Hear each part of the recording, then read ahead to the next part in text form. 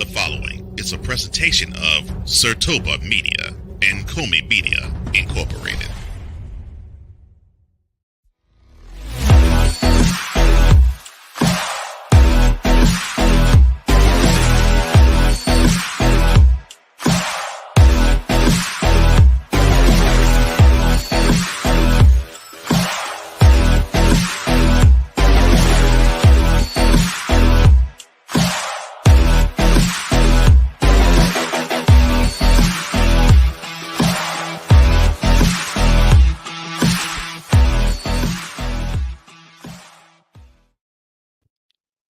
Aaron Rodgers out for the year?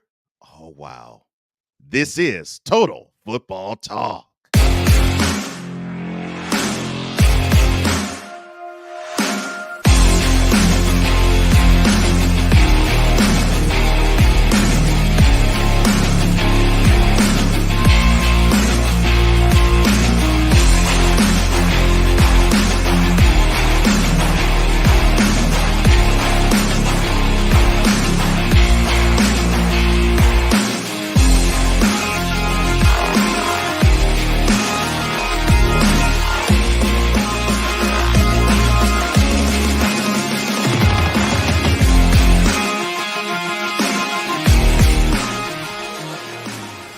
Welcome to another installment of Total Football Talk, where it is hard-hitting gridiron news the way you prefer it. I am one half of this show, one of the co-hosts of this program, Cole Johnson, and I am joined as always by the other half, the man known as D. Willie, or Drew Willingham. How you doing, my brother? Hey, I'm doing great, bro. Thank you again for this awesome intro. I love how we start this show off with one fire intro. We had one great week of first week action in the NFL. It started off great. It ended with a bit of drama, but we'll definitely get to that here in just a moment. Oh, we most certainly do. We most certainly do. Yes, of course, I touched on it in the cold open. We'll definitely touch on the Monday Night Football game and what happened there between the Bills and the Jets. Of course, we'll touch on the debacle that happened in the same stadium the night before. And we will all go all the way back to what started it all, last Thursday's game. So without further ado, let's get to the opening drive. All right, let's go. We got trips, right? At 42, 989. On two. Ready? Ready.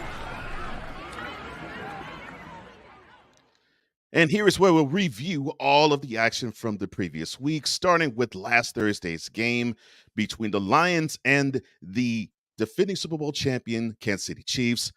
The Lions actually surprised people with a 21-20 victory over the Chiefs. People are saying that, well, the Lions should have won that game because they were without the Chiefs were without Travis Kelce and Chris Jones, who restructured his deal, and now he'll be back on the squad. But people are not talking about the Lions enough because they held the powerful Chiefs offense to 2 field goals in the second half. What were your impressions about the Lions' victory over the Chiefs? I think Kadarius Toney needs to shut his mouth. Is what I think, is because one catch for 1 yard, Cole Johnson. One catch for 1 yard. Then, of course, the interception that Patrick Mahomes threw was definitely pretty costly for that team as well. I mean, the Lions, the biggest question we need to ask is, did the Lions bite off some kneecaps during this game? Because they were out there fighting each and every play. They were biting off kneecaps, those Lions were. Dan Campbell is one great inspirational coach. I look forward to seeing what the Lions do this year. Those boys grind, and I love the fact they take after not just the leadership, but they take after the personality of the former tight end and now current head coach. He's leading that young squad very well. So is Jared Goff, 250 yards in the air, and played relatively mistake-free football. And credit to the offensive line, the Lions, keeping that number 16 jersey, that white and clean. Beautiful job. So that was Thursday night. And now we'll get into the Sunday 1 p.m. games, starting with my team, the Houston Texans, getting shellacked by the Ravens, 25-9. But that game was bowling shoe ugly. And what do I mean? Well, C.J. Stroud, he did not make many mistakes in his first start, but he looked like a rookie. and he looked like a quarterback starting for his very first time in the NFL. But you heard my partner wince. This is why. J.K. Dobbins, who came back from injury to get to this point, is now out for the year because he got injured in that game. Yes. Just Your coming thoughts back on from it? injury as well. Yeah. After what he did to come back, everybody was giving him praise. You and I were just talking about, I'll call him Just Kidding Dobbins last week on episode 1. Just Kidding Dobbins. Well, you showed up, you're going to have a great year, and apparently you were just kidding, because then you go out there and that happens. And I'm sorry that happens, because you don't want to see that happen, especially what we got for our Monday night game we'll be talking about here in a little bit. But when you think about the spark that he was going to be to this running game, that is a huge blow. And you talk about C.J. Stroud, too, as well, in the same breath when it comes to the Houston Texans. When he came out there, he did play like a rookie, but the most important part was he didn't make it too many mistakes out there as well. He didn't have any scores as far as touchdowns go when it comes to passing the ball around out there. But when it comes to, he didn't throw any interceptions. I like what I saw with that. He was very smart when it came to the passing game. He needs to get a little bit more aggressive in certain aspects to it, but hey, he's a rookie. But when it comes to J.K. Dobbins on the other end of the football, it was definitely sad to see that, but it was fortunate enough for the Ravens to still be able to come out with a 25-9 victory at the end of that game. Yeah, kudos to the Ravens, although the offense did not show the explosion that I think that they want. That's okay. They still came out with a W. That's really all that matters. And we'll, of course, talk about who they face off and who the Texans face off later on in the 2-minute drill. And Lamar Jackson as well.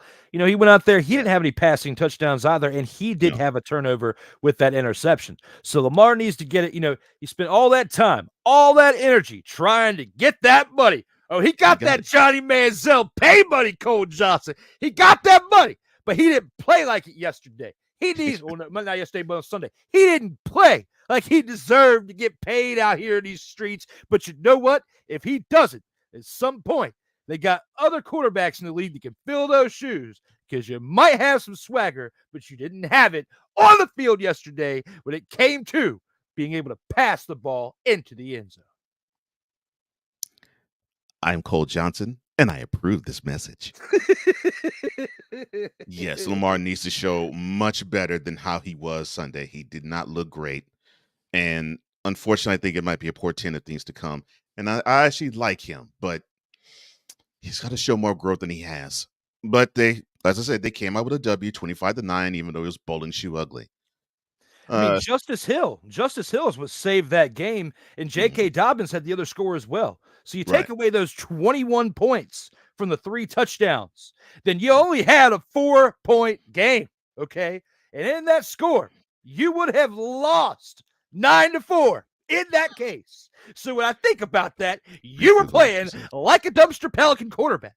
And I do not want to see anyone play like a dumpster Pelican when it comes to playing in the NFL. I want to see grade A football, because the NFL is supposed to be top tier, right? We go to XFL and USFL if we want to see lower level football. If we want to see lower level football, we can watch arena football as well. I want to watch top tier play. And when I see Lamar Jackson getting paid and then playing like a dumpster Pelican, I get upset. Well, speaking of dumpster Pelicans, we'll go from M&T Bank Stadium to U.S. Bank Stadium in the Twin Cities, where we saw the Buccaneers beat the Vikings 20-17. Look, Baker Mayfield, he threw for 173 yards and threw for a couple touches and no picks. But the Vikings, you're paying for not having Dalvin Cook in your backfield. 44 throws versus 17 runs. And Alexander Madison, 11 carries, not gonna cut it. Your thoughts on the game? It was great to actually see Bunker Stayfield go in there and do what he did. I call him Bunker Stayfield because of him jumping from team to team the past few years and what he has done and what he has contributed, especially in that game that he did last year for the Rams. All Bunker Stayfield, old Baker Mayfield. Yeah, good old Bunker up there in Tampa Bay fills in for one Thomas Edward Patrick Brady II. It has been a while since I've been able to say that, but I'm saying it today because in the first game of action, real action, as a quarterback for the Tampa Bay Buccaneers. Oh, Bunker Stayfield goes up there, and he does not stink it up. He throws for 2 touchdowns, did not have any interceptions, by the way. He did not throw it all over the place in a bad way. He did in a good way. But he only had 173 yards, Cole Johnson. That is what I'm concerned about. He was able to win that game 20-17 over one Kirk Cousins, who had 344 passing yards and 2 touchdowns. But what hurt the Vikings was that one lone interception that Kirk Cousins had. And, you know, I'm rocking the old school burgundy and gold today, my man. I got it on. And Kirk Cousins was a part of this team back when I got this jersey, because I'm kind of shielding the other logo on the other side, so that way nobody acts like a snowflake out here. But when you think about Kirk Cousins and what he has meant to the teams that he's played for, and to go to the Vikings and to do what he did last year, be on that show quarterback, and then lay the egg with that one interception, had Kirk Cousins, I think the bigger question is, did Kirk Cousins cost the game with that one interception? I believe he did. He probably did. He probably did. He probably did. Look, to the chat real fast. Ike Dozen, what's up, my man? Let's go! Episode 2. That's right, baby. That's right. We're glad you're here, man. We're glad you're here. Cool McCain of the Eagles Elite. And we're going to touch on his team. His team is the Eagles. When they host the Vikings, who says that they are trash. We will touch on how the Eagles will fare against the Vikings later on the show, but glad to hear, brother. And of course, Giants fan, my mentality brother. How you doing? Wise El Jefe? I was stuck in my mind. He's like, look, hello, my brothers. I apologize to Dallas Cowboy fans, New York Giants fans, and Wise El Jefe for picking that game wrong, because I actually picked the Giants to win that game before they went 0-7. He said that. So yeah, he did say that. I want to publicly apologize for that, which I'll get to that when we get to the games here shortly. But I apologize for being wrong with that, because now they might go 0-8 to start the season. And cool. To throw more shade on Kirk Cousins, he says the white Dak Prescott it. and I can't find the fault or lie in that statement. I'm with you on that. So from the Twin Cities down to New Orleans in the Mercedes Superdome, the Saints defeated the Titans in another bowling shoe ugly game, 16-15. Well, Derek Carr threw for over 300 yards. Even though he threw a pick, he did throw for a touchdown as well, which actually was the difference maker. Ryan Tannehill. Not one, not two, but 3 interceptions. And there was one throw he made. It looked like a beautiful back shoulder throw to DeAndre Hopkins. The only problem, DeAndre Hopkins wasn't the one who caught it. It was Paulson Audubon. And you would have thought he was the intended receiver because the route got jumped and the pick was on. And that was the pick which made the game basically advantage Saints. Your thoughts on this? When are the Titans going to put Vrabel out of his misery? Because after this game, you got him talking about how Derrick Henry is still like the workhorse and still the greatest running back in the NFL, right? That is correct. But when you look at what he did, 15 carries for 63 yards, 4.2 yards per carry, it seems a little average to me. Seems a little average. Yes. So when you think about how average that is, when you think about the fact that your man's throwing 3 interceptions, I think it's going to be Levis time before we know it, and that's going to be at a realm to try to save your job, because you're going to put Levis out there trying to save your job, because Tannehill has proven that he is all the hype that he was back in the day of not being able to live up to the hype. Because look at where we're at today. They should have made this change 2 to 3 years ago. Instead, Tannehill has been riding that one good season he had in Tennessee for far too long. Yeah. Well stated, Drew. Well stated, Drew.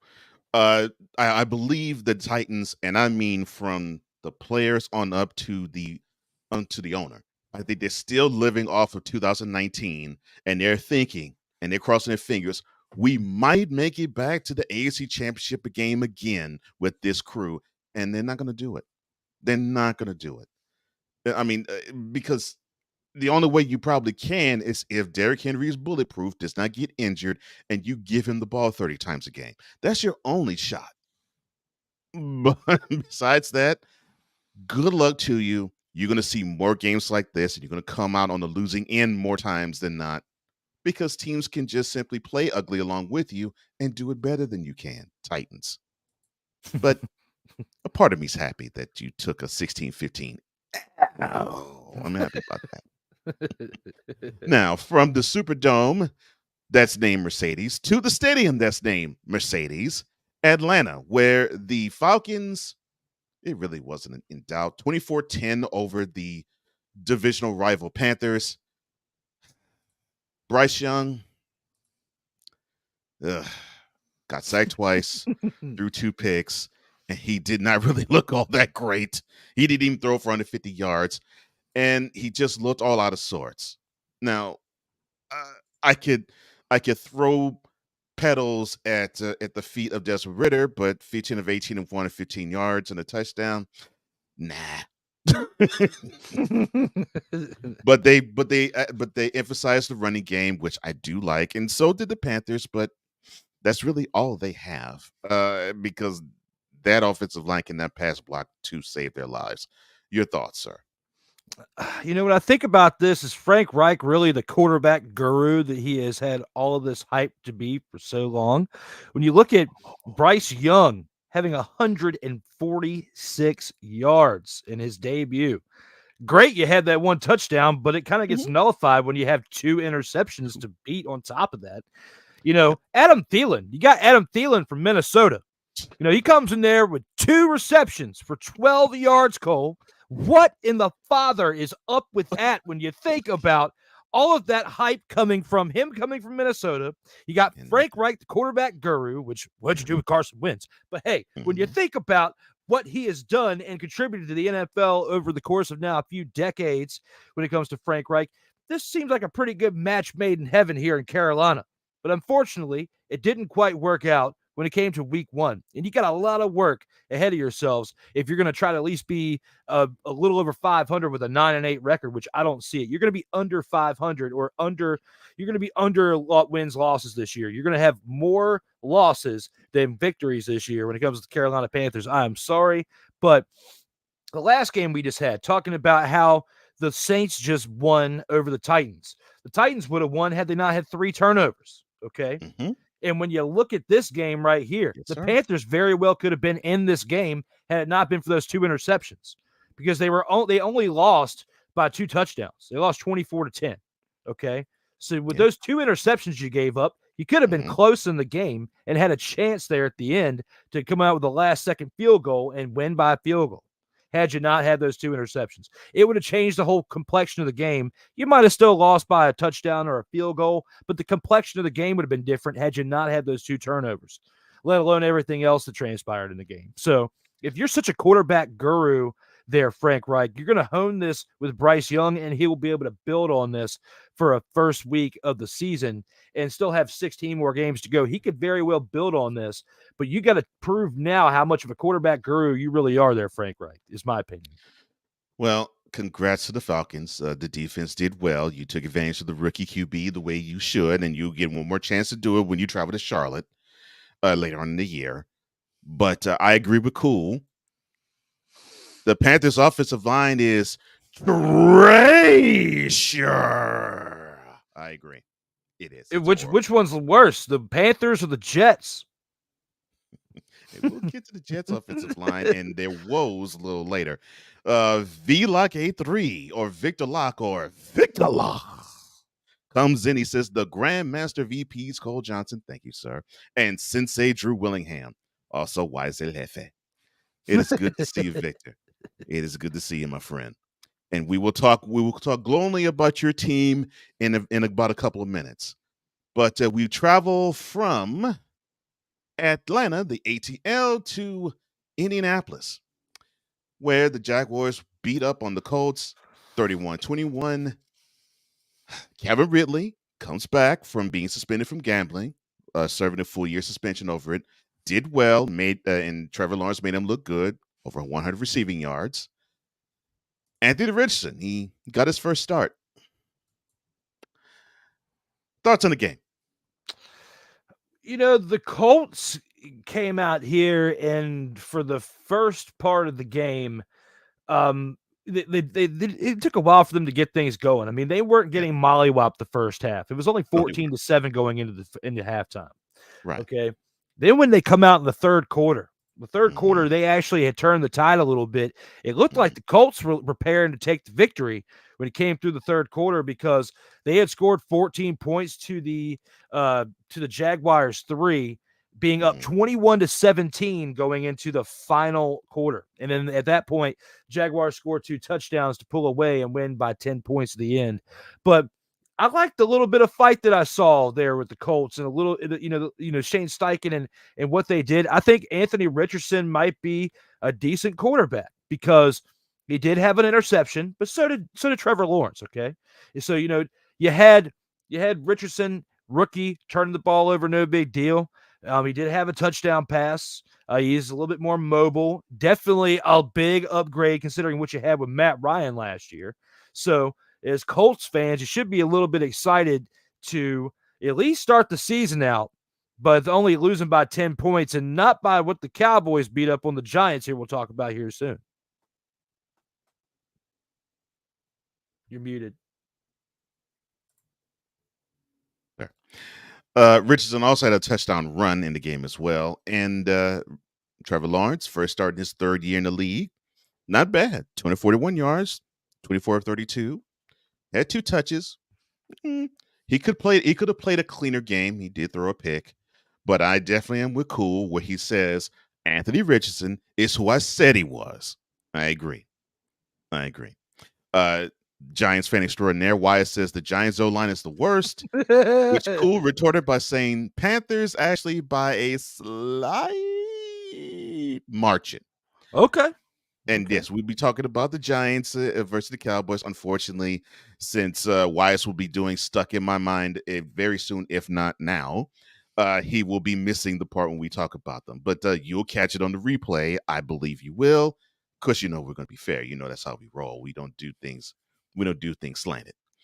Now, from Indy to the Rust Belt in Pittsburgh, where there was an ESPN analyst that said that the Steelers was going to upset the 49ers. With what team? 30-7 was his final score. The game was not even that close, because Brandon Ayuk, he almost caught for 130 yards. He got 2 touchdowns as well.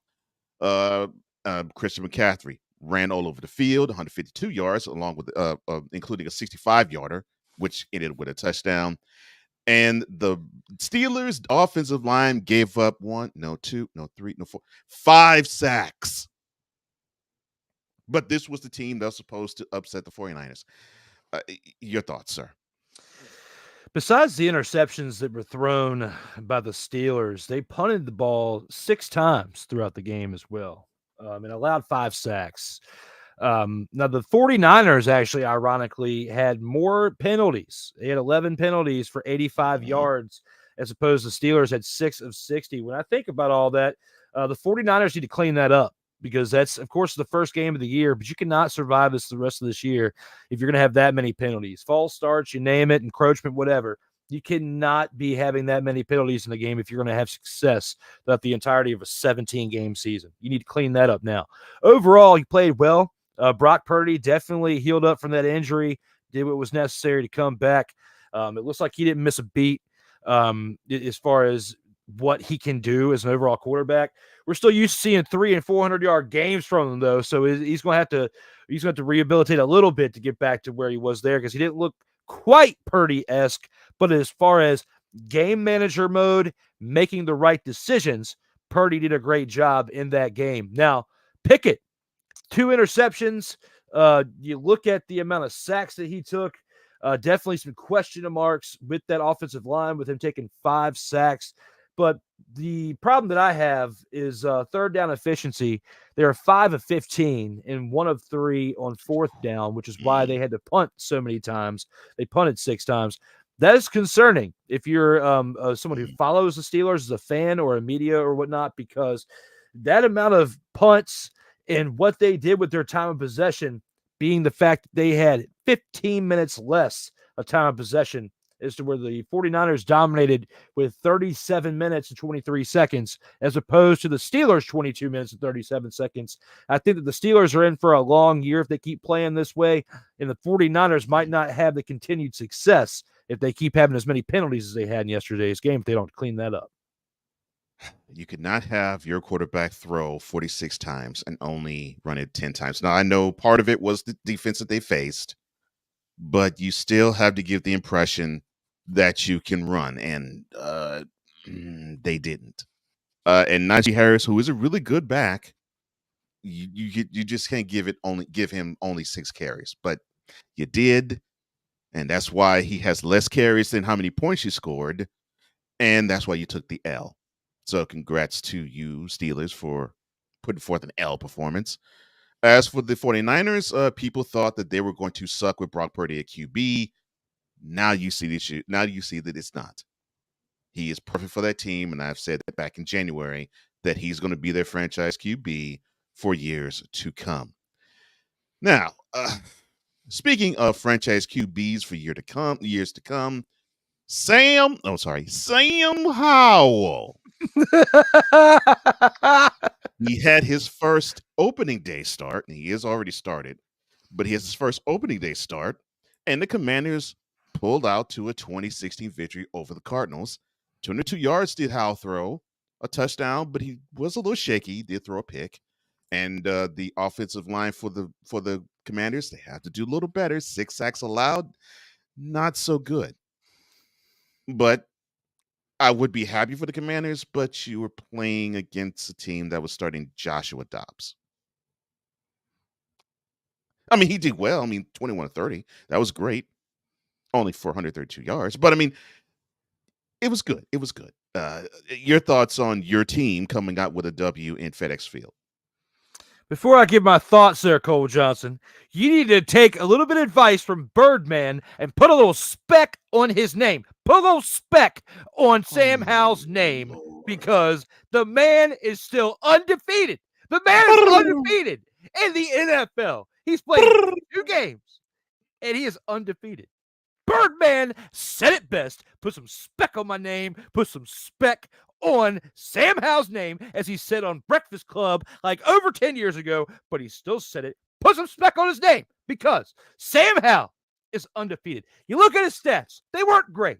They were not dumpster Pelican quite stats, but they were not great either. However, when you have 3 turnovers in the first half, you got lucky that you still won the game, because Sam Howell, the one you need to put some speck on his name of, he had an interception and a fumble in the first half. Not to mention the other fumble in the first half as well. But when they came out after halftime, Eric B. showed up at halftime and lit a fire under him. And that's what happened. He got a fire lit under him, and he goes out there the second half and made better decisions. And then what happens? They start showing the other side of the ball. What happens with the Arizona Cardinals? They started showing how much of a dumpster Pelican team they really are, because they are playing with a quarterback who had only been with the team for 2.5 weeks. Josh Dobbs has been on the team 2.5 to 3 weeks, up to the point to where he started that first game of the year. You and I talked about it last week. Call of Duty. Him playing all that Call of Duty and not focusing on the NFL. And look at where this team is now. Dumpster Pelican-esque team, because they're out there playing like dumpster Pelicans. And you're playing the Washington Commanders, and the Commanders on top of that. If you didn't have those 3 turnovers, you would have won by a larger margin. But instead, you had 3 turnovers, and you almost lost to a team that is known as the Arizona Dumpster Pelicans by myself, Cole Johnson, and others, because of what they have for an offensive side of the ball. Now, look, if you're a Washington Commanders fan, you got to be excited that you got the victory on Sunday. But There's some things that need to be cleaned up on that offensive side of the ball if the Commanders are going to have any success this year, because you should have beat the Arizona Cardinals last week. I was talking about it on our first episode of this show. I was talking about it in the first episode of the Commanders Gridiron Report. I was talking about it yesterday on episode 2 of that show, and I'm talking about it right now in episode 2 right here. You deserve to win that game on paper before the game started. But the way you played on Sunday, you deserve to lose. And you pulled away with the victory on that one. You gave up too many sacks, and you had too many turnovers. If you do not clean that up this week in Denver, you're going to have a very rough season, because you're playing another team who played like dumpster Pelicans all year long last year and played like dumpster Pelicans this past Sunday. But we'll get to that here shortly. Yes, we are. I'm sorry. No, you're good. My fire's out. No, I know. But I was going to say this instead. Is you finished or is you done? Oh, I'm all the way. Well done. I'm ready for the comments on that one. I know somebody had to say something about that one. Oh, tree. Let me stop. Dante Hill, what's up? What's up, Dante, my man? Cool. You agree with us. Exactly. You have to try to run. Yes, you have to. You have to show a presence of physicality. Otherwise, forget it. Viggy Lock 83, he says Purdy is legit. Thank you. You're right. He is. There should not be any doubt now, and I don't think there is now, and there shouldn't be. Cool also says, look, man, beating the worst team in the NFL isn't an accomplishment. That's what I'm saying. And Vlock 83 says Kyler Murray played at a bunch of Call of Duty, and now they play like booty. Look, my thoughts on the game. The Commanders were a better squad, but they should be ashamed of themselves for allowing the Cardinals to hang in there as long as they did. And if I agree with you, if the same type of game is played going forward, especially with the teams that they should beat, those games will end up being L's, let alone when they play the Eagles, the Giants, or the Cowboys. I mean, you have to, especially in the division where they play, you got to show up and play much cleaner football than that. Because if you cannot make it mistake-free, you're going to have teams take full advantage of it and you. But with that being said, a win's a win in the NFL. The Commanders will want to know. Good start to the new regime in Landover, Maryland, or Ashburn, Virginia, or anywhere in the DMV area. But and one more game in the 1 p.m. slot on Sunday to talk about. The Browns 24, the Bengals 3. Okay, now to the 420. No, I'm just joking. The Browns were unimpressive. I mean, Watson threw for only 154 yards. He threw a touchdown. He threw a pick. Nick Chubb, who was doing Nick Chubb things, 100 yards on the ground. The only impressive thing is the fact that the Browns know who they are and what they are. They ran the ball 40 times. They got 200 yards out of it. The new $275 million man, aka Joe Burrow, 14 and 31, 82 yards. And he got sacked twice. Your thoughts on this? Was a horrible game, but your thoughts, sir? This game right here. You just said onto the 420 times game. I think somebody might have spent too much time with the 420 shop before the game started. Hanging out in there and eating too much is one thing, and maybe taking a trap nap before the game, just waking him up halfway through his trap nap. He goes out there and lays an egg. You got paid the amount of money that you just got, over $250 million you're going to be making from this team, and you went 14 of 31 for 82 yards. Okay. Your receivers, horrible. Joe Mixon, a running back, Cole, had 56 receiving yards. Everybody else didn't even eclipse 10 yards except for Chris Evans, who was another running back. Okay. So you're throwing check down passes. You're throwing check down passes all game long. Zach Wilson, there was talking about it last night, which we'll get to that here shortly, about that's what he did all of last year, which is why the Jets didn't have the success that they had or that they should have had last year because of the type of play from the quarterback. And you just spent over $250 million over someone who had 56 passing yards to a running back, and his next highest receiver was another running back. When you think about the stats of yesterday's game against the Cleveland Browns, a laughing stock of the NFL for quite some time. A man at quarterback at the helm of that team who likes to receive inappropriate massages and then bring too much heat down onto the franchise. And then he shows up for the first week 1 start of himself in quite some time because of everything I just mentioned, and comes out there and outduels a quarterback who just got a $250 million contract, but he outduels him by only throwing for 154 passing yards and a touchdown, along with an interception. Okay. So when I think about the fact of you're getting outdueled by Mr. Man who likes to receive too many massages inappropriately, and you come out there and you only have a total of 67 passing yards as a team stat because of the negative stats you had on top of that. But you individually had 82 passing yards as a $250 million heir. I think it's much trash, and I hope that next week Cole has a slide for us to click for trash because of moments like these where you played like trash. Watch me do my thing, baby. Oh, my bad. I'm sorry. I'm sorry. I channeled Deshaun Watson. I'm sorry, man. That was wrong of me. We're gonna have more fun about this game later on in this show because there was no excuse for the Bengals to play the way they are. They are one of the 3 supposed contending teams in AFC to go to the Super Bowl. Not with that performance, because that was horrible. That was too trash. So, yeah, 24-3.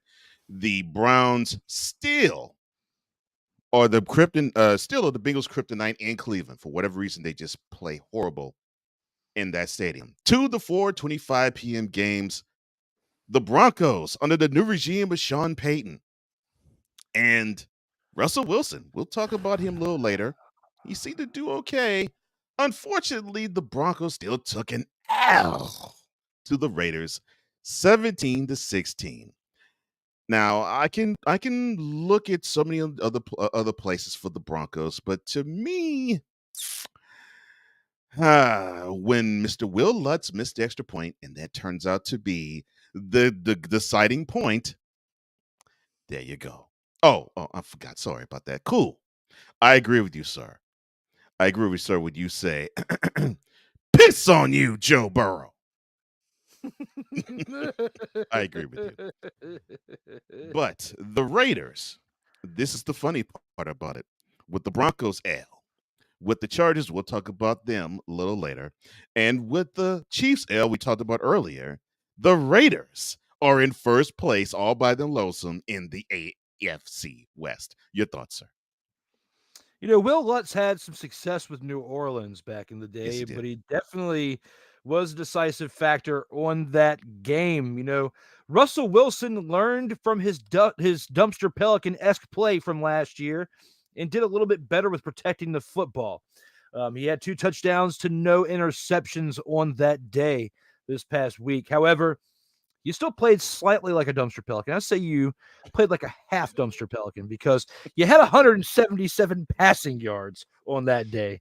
Who is elite as a former Super Bowl champion? Who is elite and comes out there after having an off year like he had last year and only passes for 177 passing yards? I know someone who's a half dumpster Pelican, and that's Russell Wilson for what he did on that Sunday game, because 17-16, you as an elite Super Bowl champion quarterback, let's ride, baby. How about let's ride it into the ground? Because that's what you're doing when you show up and you play the Raiders, who have had their own turmoil over the past few seasons, and come out there and play a Jimmy G who only had 200 passing yards on the day, 2 touchdowns, and an interception. That one interception should be what cost them the game. You shouldn't have put the game in the kicker's hands, Will Lutz. It's not even his fault whether he missed the kick or not. It's not even his fault, because if you were so elite, you wouldn't have had to put it into the hands of the kicker in the first place. I rest my case. You're a dumpster Pelican. Well.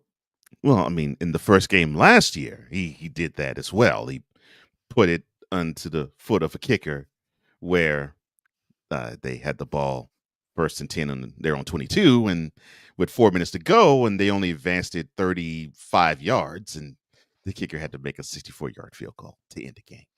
And of course, he was just 2 yards short. But I digress. Yeah, 17-16, the Broncos take an L to the Raiders at home. And now the Raiders are sitting all alone in first place. We'll talk about what the Chargers did, of course, a little later. We already talked about what the Chiefs did.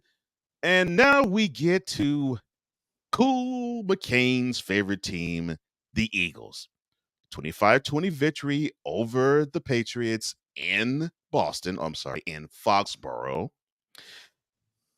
Gillette was not friendly to the offense of the Eagles, although Hurts didn't make the mistake that the Patriots wanted him to make. But he played a game, and so did the rest of the offense. And the defense, they really didn't play the greatest of games. I mean, they allowed Mac Jones to throw for over 100 yards. But you had Darius Slay return a pick for 6, and that was the difference in the game. So we could talk about Mac Jones throwing for 3 touchdowns and over 300 yards. We could talk about the Eagles not finding their offensive rhythm. However, the final score says Eagles 25, Patriots 20. Your thoughts, sir? I look at this game right here, and Cool McCain, you should be excited that your Eagles won. I'm definitely happy for you. I'm happy that, except for Wise's team, of course, because they had to play the Cowboys, which we'll get to here shortly. All the NFC East teams we won this past weekend. So good for us, except for the Giants. Okay. Happy for you. Now, what I am thinking about, though, is a former NFC East talent who's on the Patriots, who only had 29 rushing yards, averaging 4.1 yards per carry. Why? Because he's Zeke. And that nose ring is weighing him down. That is the mark of a dumpster Pelican when it comes to a football player. When you have the nose ring, all it does is it weighs down your aerodynamics, because you were trying to run a ball and it is throwing you in a different direction, apparently, because when I think of that last play you had last year, you didn't make the right call. And this year, through the nostril. Apparently, it throws you. It's like you're in the draft in NASCAR. You go, and the draft throws you off. Your draft gets thrown off because the aerodynamics of your nose. That's why you suck there, Ezekiel Elliott. 29 rushing yards. No. Back to the one thing. I'm happy to see my man Mac and Chi, the quarterback for the Patriots, do his thing with throwing over 300 yards, because you look at that first quarter. I know that Cool McCain and many other Eagles fans were hyped after that first quarter because they were up 16-0. But then you look at what happened in the second quarter with the Patriots getting 2 scores and getting right back into it in the second quarter. After that, the second half looked like a bunch of dumpster Pelicans were inserted in the game, because you couldn't do anything except for score some field goals after that. But when I put it all into perspective and I think about what these teams did out there, I like what Mac and Chi did, but he needs a running game. He has no running game there in New England. And Zeke on paper was supposed to be that running game, but 29 yards, 4 yards per carry, that's some pretty average numbers out there for running back style. And they need more than average at the running back position if they're going to have the success they want to have this year. So I guess Mac Jones has to harness his chi. Gotcha. Harness the chi. Oh my gosh. Okay. Dante, who is an Eagles fan, he says a victory, which they did win Sunday. It's a step closer to a playoff berth. Fly, Eagles, fly. You are correct, sir. Dante is awesome. I met Dante. I mounted a TV in his house back when I used to do that kind of thing for a job, and that's awesome. how we became friends. Thank you, Dante, for tuning in on Sartoba Media's YouTube channel. Thank you, brother. VLike83, he says running the football has 2 functions. 1, it puts pressure on the defense and tires them out. And 2, it sets up for possible play action. Plays when the defense starts blitzing. Did you hear that, Dak Prescott? We're not talking about the Cowboys right now. I'm sorry. Dante goes on. And he says all the quarterbacks who got paid this offseason played okay to bad. Don't pay quarterbacks. It's funny because owners are feeling that way about running backs. That's what they're doing. And hey, look, we might have to follow the money, and we might have QBs not get paid because of how they're playing now. Vlog says, look, let's be honest. With all the ring rust after the offseason, week 1 is the week where teams are expected to lay eggs. I'm happy the Blue Stars won, and we will talk about how the Blue Stars did win, but I chalk that game as rust on the Giants. There should be a new division known as the Dumpster Pelican Division. Hey, but to go back to his previous statement, that's a lot of rust you got to knock off to lose 40-0. No. Okay. That's like, that's so much rust, you might as well forfeit the season because you're never going to get all that rust off. There's not enough WD-40 PB Blaster in the world to knock off all that rust because you just left yourselves out to be rode hard and left out in the rain during the offseason if you got that much rust on you to start out week 1. Come on, get together, Victor. Oh, my gosh. Dante says, look, when you talk about Deshaun Watson, you should have Barry White playing in the background. Yes, I saw that statement, and he is absolutely right, especially when you were like, come on, baby, when you said earlier. I'm about dying laughing when I heard that because you were spot on with that right as I was trending out with what I was saying, and you brought it right in. It was perfect. We got to make that into a reel. That was a good one. Show you right. Right. Goes on to say, we're already starting the fire. Look, fire both coordinators. Eagles fly. After week 1, wow. Wow. Well, all right, I get it. It was not their best effort in Foxborough, but still, a win's a win. And of course, cool. Our insider says, look, the Kobe Dean is out and Bradbury is in concussion protocol. Yeah, that game was physical to the point where they took a lot of stuff. Yes. The Eagles are physical, but Patriots brought the physicality to them too. He goes on to say whack and cheese, talking about whack and cheese. Whack and cheese doesn't throw for over 300 yards there, Cool McCain. Come on. Victor Law says Wise is about to be summoned. He also goes on to say, I'm trying to be gracious because Lord knows the moronic Republic of Cowboys Nation is already acting a fool. And I will talk about how much a fool they already are acting. And cool, Dante, check this show out, Eagles Elite Podcast.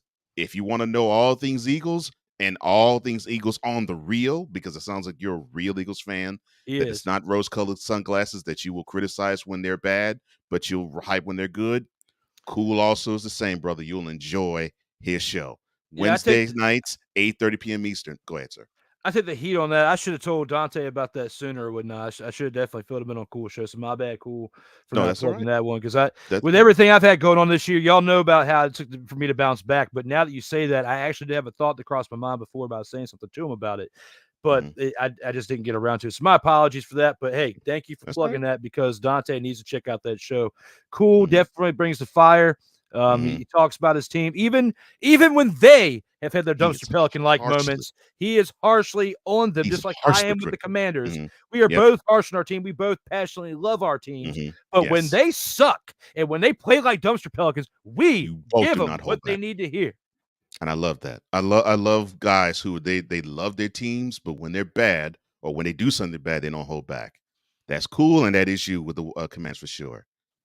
Now, talking about a team that was bad, how about the Seahawks? Now, for the first half, they were great. They were up 13-7. They go into halftime, and it looked as though the whole team left Lumen Field because the Rams went on a 23-0 second half run on their way to a 30-13 victory. Matthew Stafford, congratulations, 300 yards through the air. Woohoo! And I give you much credit, Sean McVay. You practiced balance, although you did not get 100 yards with 40 carries, but you did balance, and I love that. Geno Smith, you said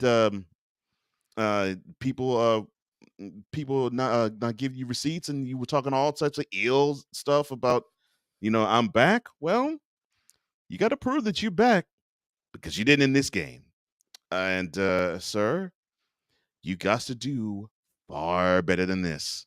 Your thoughts on the Rams Seahawks, sir?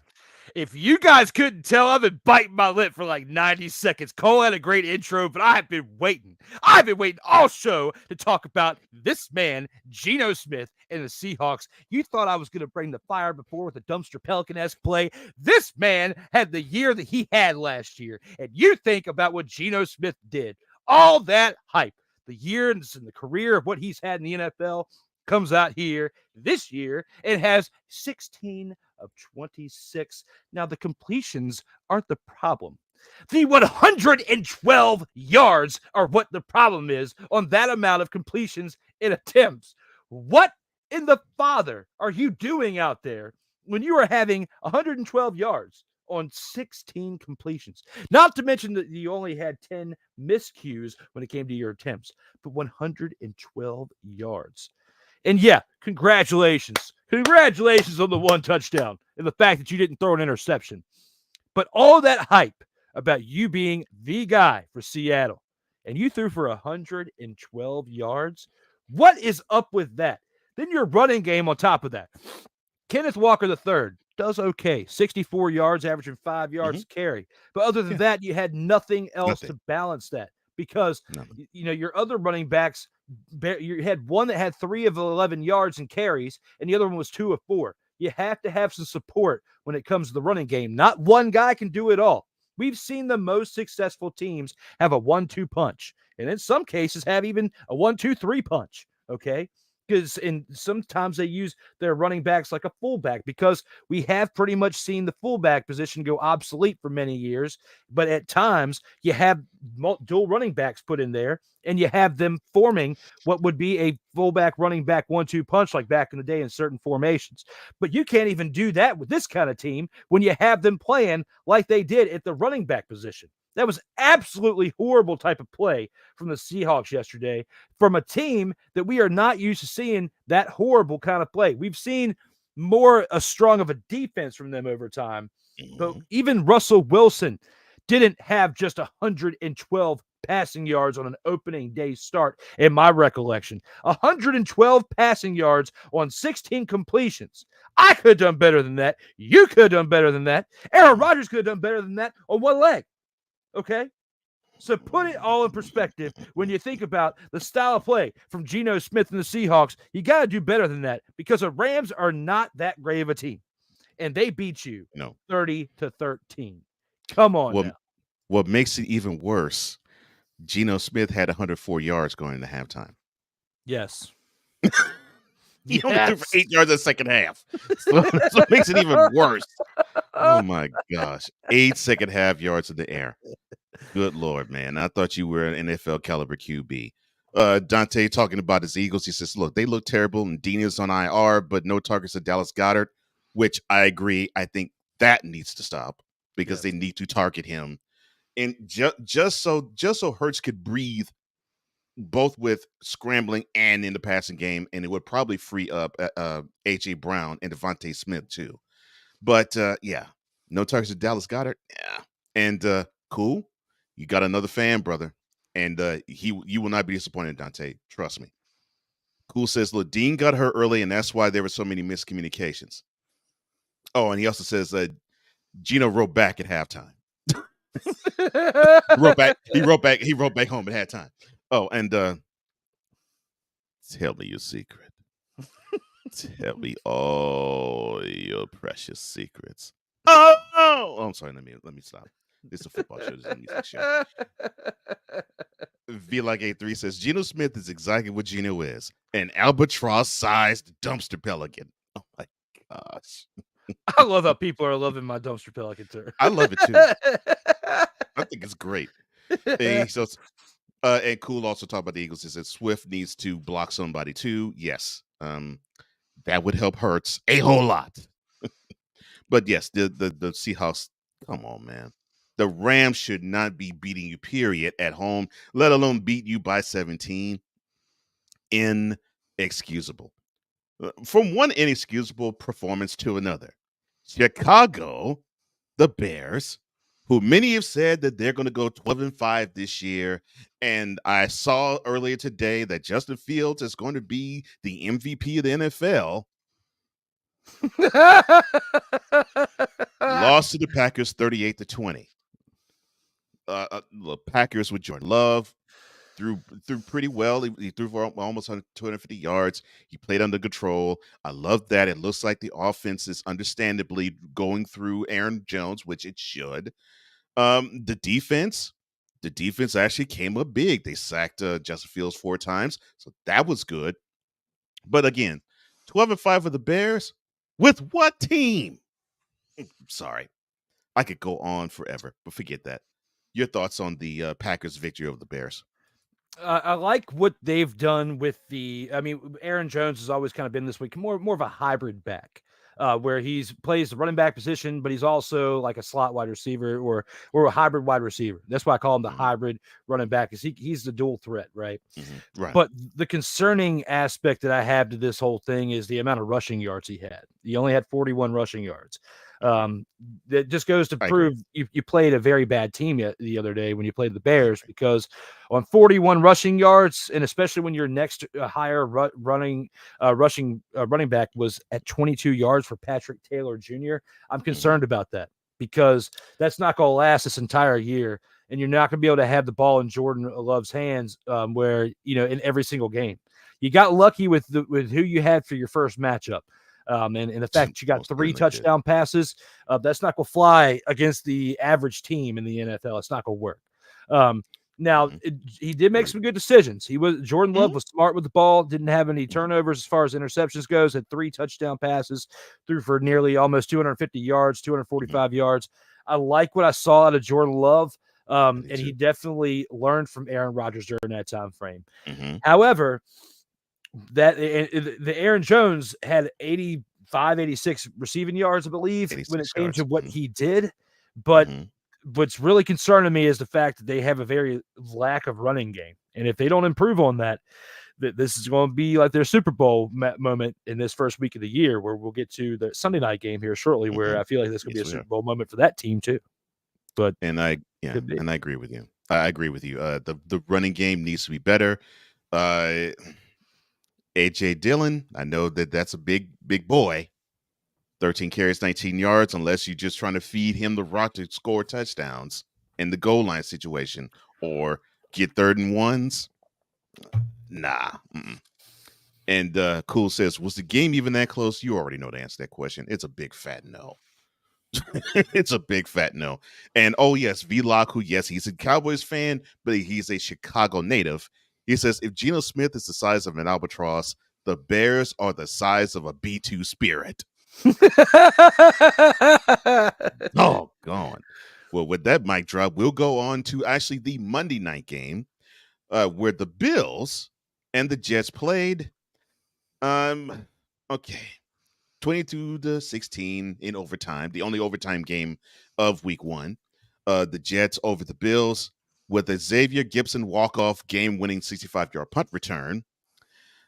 Josh Allen, we will talk about the big thing in the game later in the show, but Josh Allen, the other big part of this game, 3 picks and a lost fumble. This is the first game of his 6th year, and he is force-feeding balls to Stephon Diggs. Explain to me what we saw last night, please. In this game right here, it was very tough to see Aaron Rodgers go down.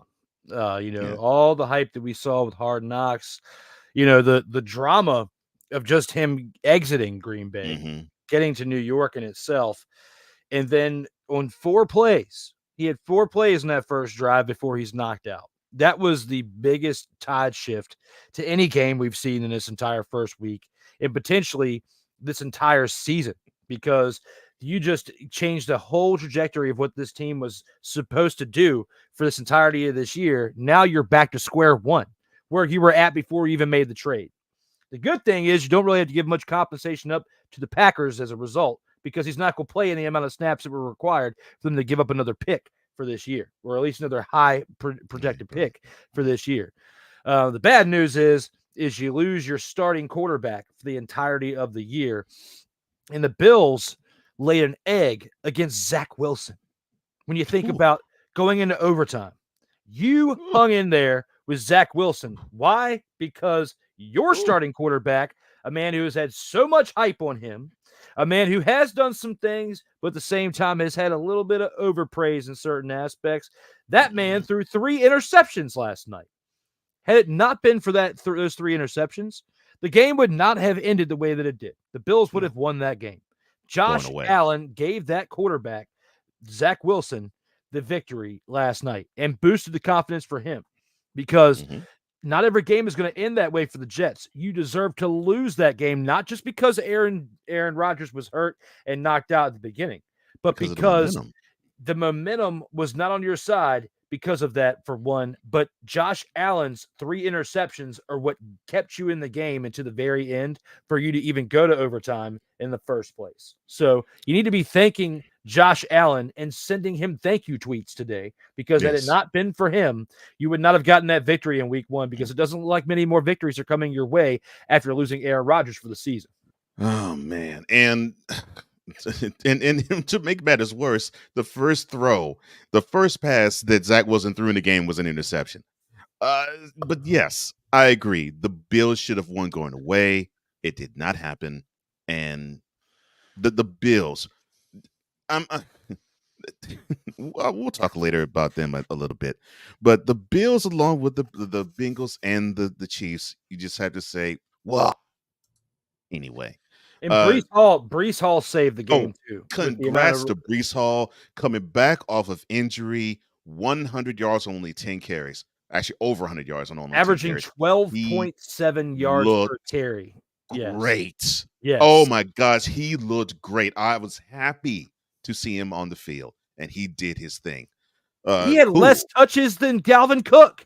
He had less touches than Dalvin Cook. Had 10 carries for 127 yards. Although Dalvin Cook has been there less than a month and is trying to figure out this playbook, which he's, from what they said on the reports, he's been figuring out pretty decently. But 13 carries for only 33 yards, 2.5 yards per carry.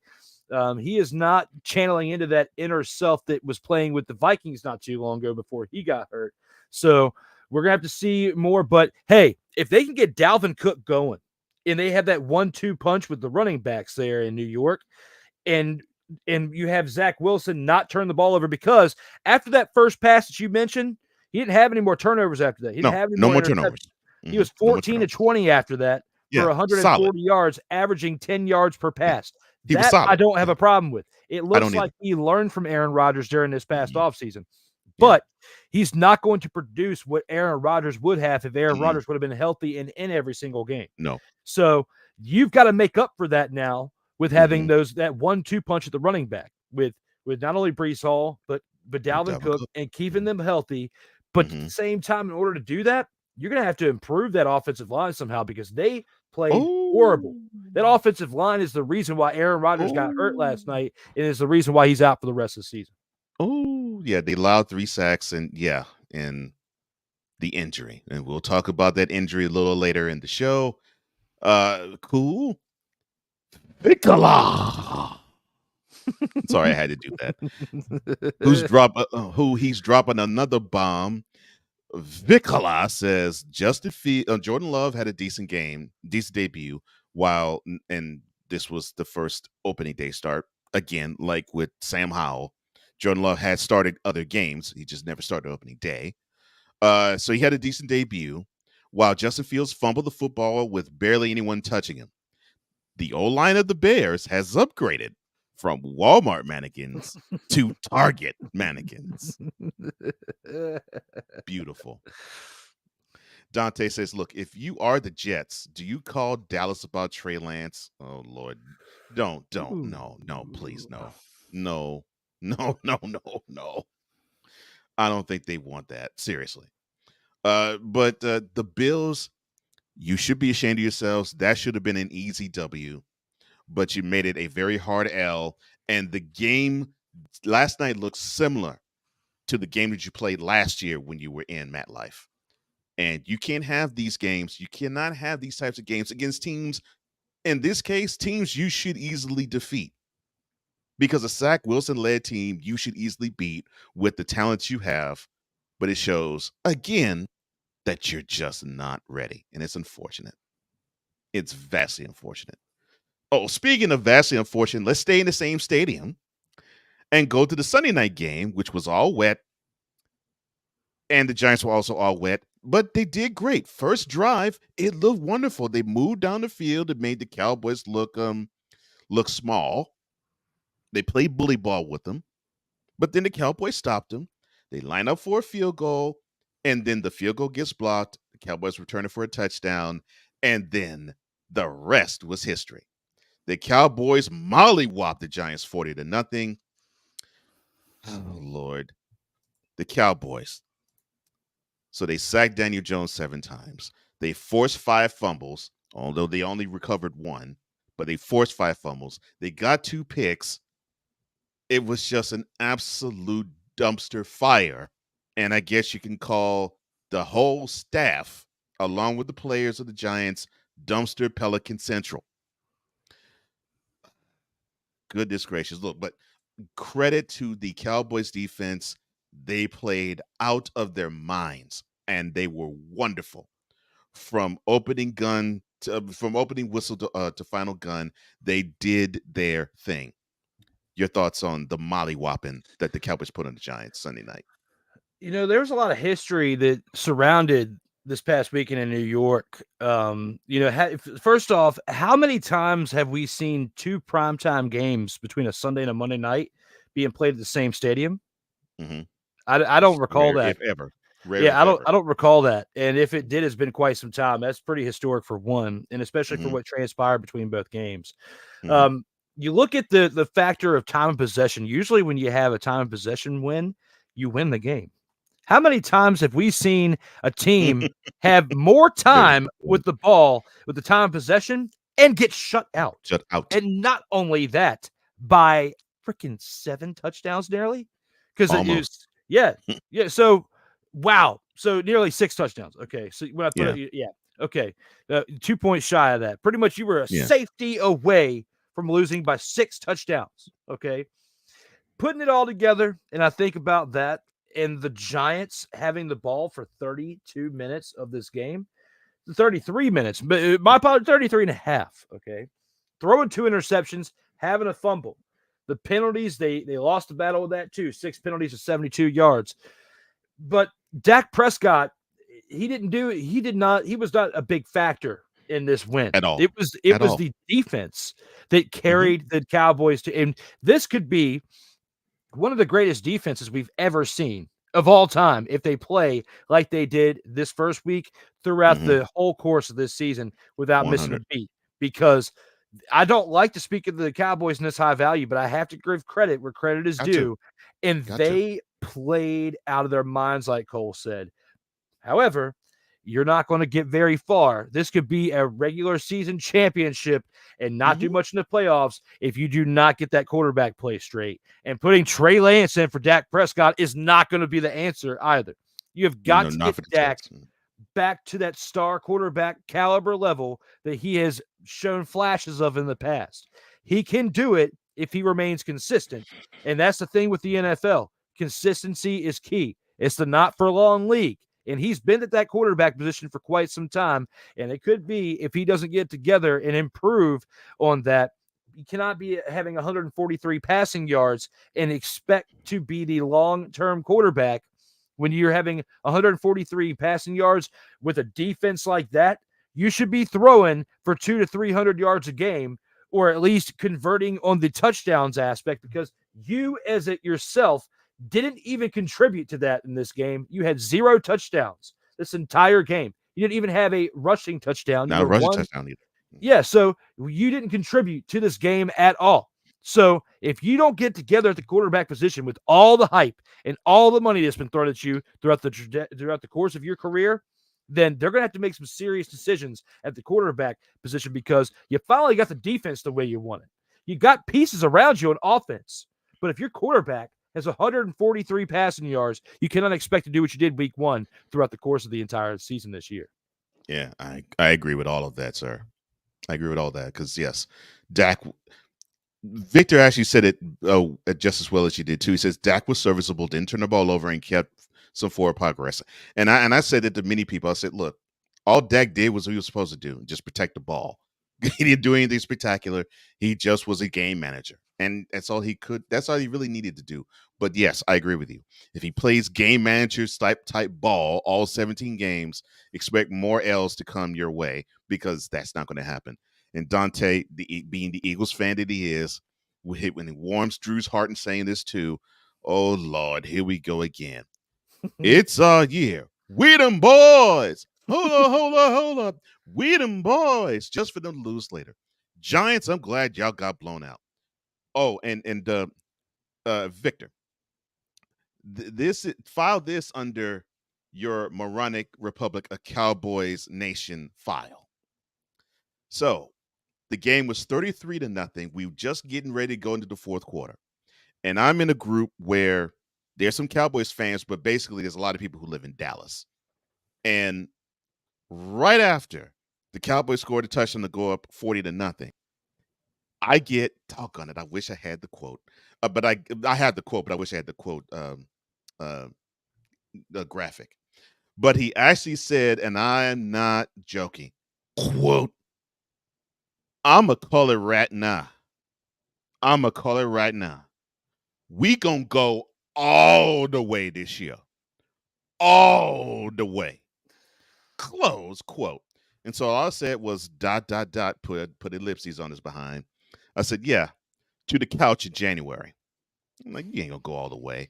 And plus I said to him as well, I would agree with this if your offense plays no downs at all. If your offense don't play it down, your team can go to the Super Bowl because that defense is good enough to get you there. But that offense is going to hold you back. And if they have that type of performance, it's going to hold them back again. And they're going to get to a January game where they actually have that type of performance on offense, but it isn't good enough. And then they will go home before they get to the NFC Championship game for the 28th straight year. I'm just speaking facts here. But that Cowboys defense, they're lethal. So, yeah, kudos to them. They played a great game, 40-0, final score, beating their rivals in the dirt like they didn't belong on the field. But two teams that did belong on the field with each other, they are our game of the week. And that is in SoFi Stadium, the Chargers hosting the Dolphins. It was a back-and-forth affair. 7 lead changes happened. And two things were impressive that I saw. The Chargers on the Chargers end, they actually performed balance. 40 runs and 33 passes. And they gained 200 yards on the ground. But unfortunately for them, Justin Herbert was sacked 3 times, 2 of them on the final drive. And then on the Dolphins end, although you did have Tua going for still 466 yards in the air, and Tyreek Hill going for 215 in the air with 2 touchdowns receiving, that defense again allowed over 200 rushing yards. So there's a lot of pluses and there's a lot of minuses. So what is your takeaway in our game of the week? Tua and Tyreek Hill are a dynamic duo of a tandem when it comes to what they're going to do this year if both of them stay healthy. You think about Tyreek Hill getting 215 yards of what Tua put together in this past weekend. He's a huge part of Tua's success. Is Tua had 466 yards and was trying to flirt. It looked like going into halftime with the amount of yards, winning like 267 yards at halftime. He was flirting with Dan Marino's all-time record of like 500 and some for the entire game. So when I think about that, Tua wanted to shut up the haters this past weekend because of what happened last year. He was getting knocked around, wasn't healthy last year. The decisions that were made by the staff and this, that, and the third, when it comes to all that stuff, he wanted to shut up the haters, and he did. 466 yards, Tyreek Hill showing up and shelling out. Definitely the biggest takeaways that I have from this game, because had it not been for what they put forth, they would have lost that game to the Chargers. because, they only won by 2 points. It took Tyreek Hill eclipsing over 200 yards and 2 touchdowns contributing to get that victory in this Just to get past the W. weekend. Mhm. So Yeah. the defense did okay, but because you had Javon Holland that contributed with 2 tackles and 4 assists. When I think about that, but you still give up 34 points. I can't give so much praise to the defense. This game was won on the shoulders of 2 men, being Tua and Tua Tyreek and Hill. the Cheetah. Mhm. Yes, sir. Yes, sir. That's who won the game for him, because it definitely wasn't their defense, and they got to do a lot better for sure. And that was the game of Week 1 in the 2023 NFL season. And before we take our first break, which will be a short one, VLock83 says, "Oh God, yep, that is definitely representative of the moronic republic. Like, come on, it's Week 1." I got a message like that, Cole, with 10 seconds after the game was over. 10. I feel for you, bro. And I seriously, for you, for my man Ben Southern, for my man King Ivan Dawkins, and even Dietz, you all actually are you all similar to how Drew is with the Commanders and Cool is with the Eagles. You all are critical about your team, and you don't wear rose-colored glasses. But you all have too many who do, and it is ridiculous. And I don't know how you can be a fan of that team with the amount of fans who are rose-colored glasses, and they can't see any of the funk that the Cowboys put forth. And But Dante those of says, us "Look, who call it like that, even the Cowboys fans who will call it that way will admit that the Cowboys fan base as a whole is the worst out of all of the teams you just mentioned with the I've heard that. rose-colored glasses. They are absolutely the worst. I've heard Cowboys fans say that." Dante says, "Look, me and my brother are going to see the Dolphins Commanders game." Wow, cool, bro. That's cool, man. I hope you have a good time, because you might be seeing a lot of points being put up. Yeah. A lot of points. Well, that actually completes our initial. All right, let's go. We got trips, right? At 42, 989 on 2. Ready? Break.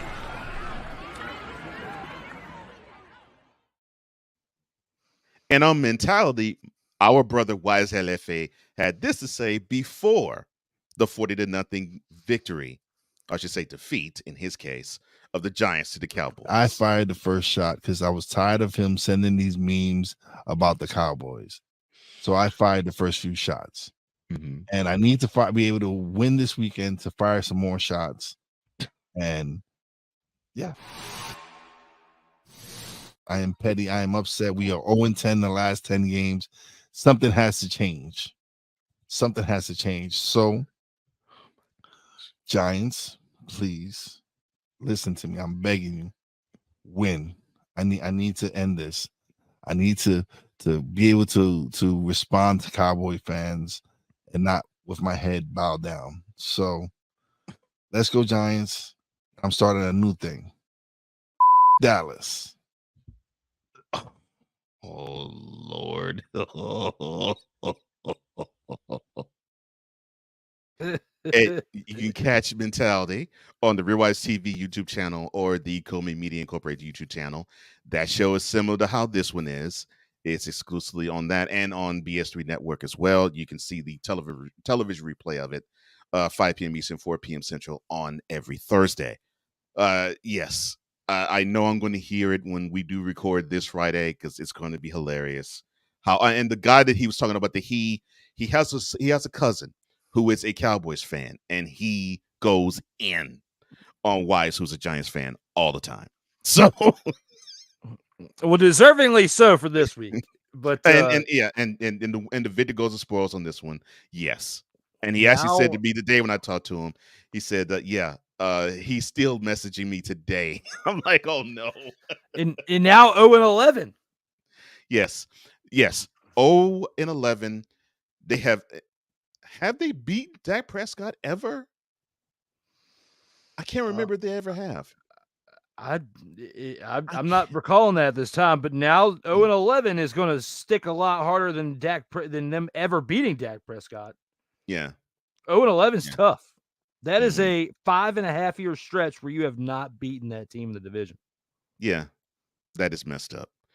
Hey, Jets, you have a longer streak with the Patriots, and it looks like it's going to continue. I'm sorry, we're not talking about them yet. V-Like83 says, "Look, I agree, Sensei Drew.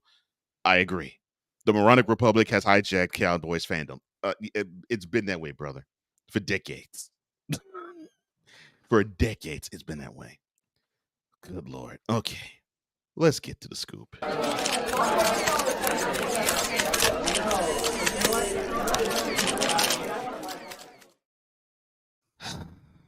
So, unfortunately, Aaron Rodgers, the starting quarterback of the Jets, he went down after play number 4. And just as quickly as the love affair began in New York and Gotham, with Aaron Rodgers' debut on the horizon for the Jets, it has come to an abrupt end because he suffered a torn Achilles and will require season-ending surgery. The team confirmed it earlier today, and the news came as no surprise to the Jets because Coach Robert Saleh said Monday night it just didn't look good. Say a prayer, but it just doesn't look good. My question to you, I even hate saying it, and I'm not the biggest fan of Aaron Rodgers, but I hate saying it though. What does this mean for the Jets going forward? For this year, their hopes that they had, especially Mr. McCoffey. I'm sorry, but there's the hopes that we all had, that I even had. Because I was putting hype on the Jets, but that just goes to show we can say all we want to until the actual first week of the season starts, because anything can happen.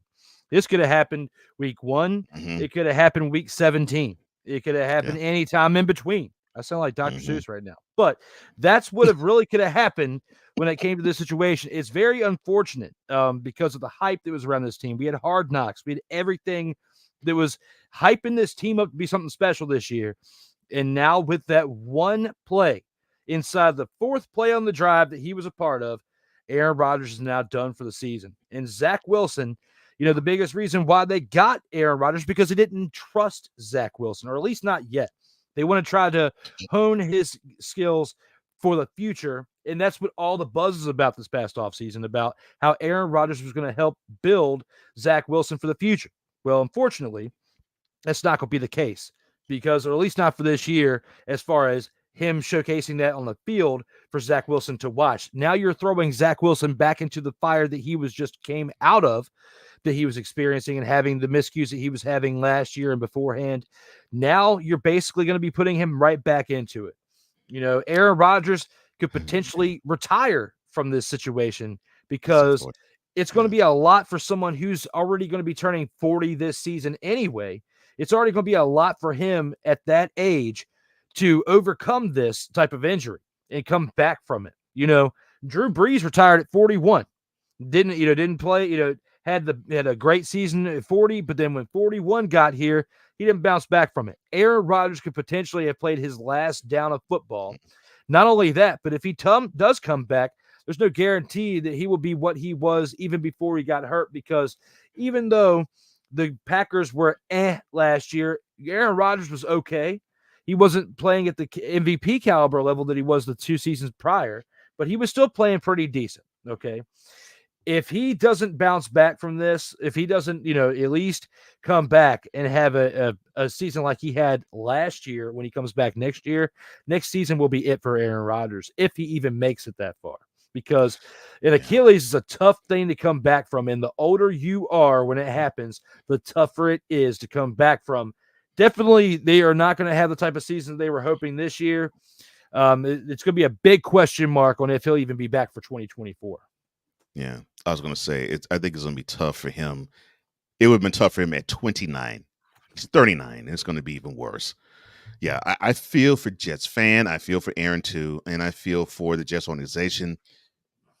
The hopes that you all had, because you all were thinking that we legitimately had a shot as Jets fan to see our team make it to the Super Bowl for the first time in 55 years, it literally went all the smoke with a pop of an Achilles of your starting quarterback.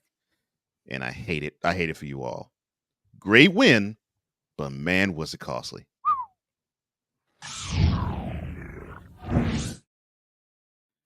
There was a piece of history made in the booth of the game. last night.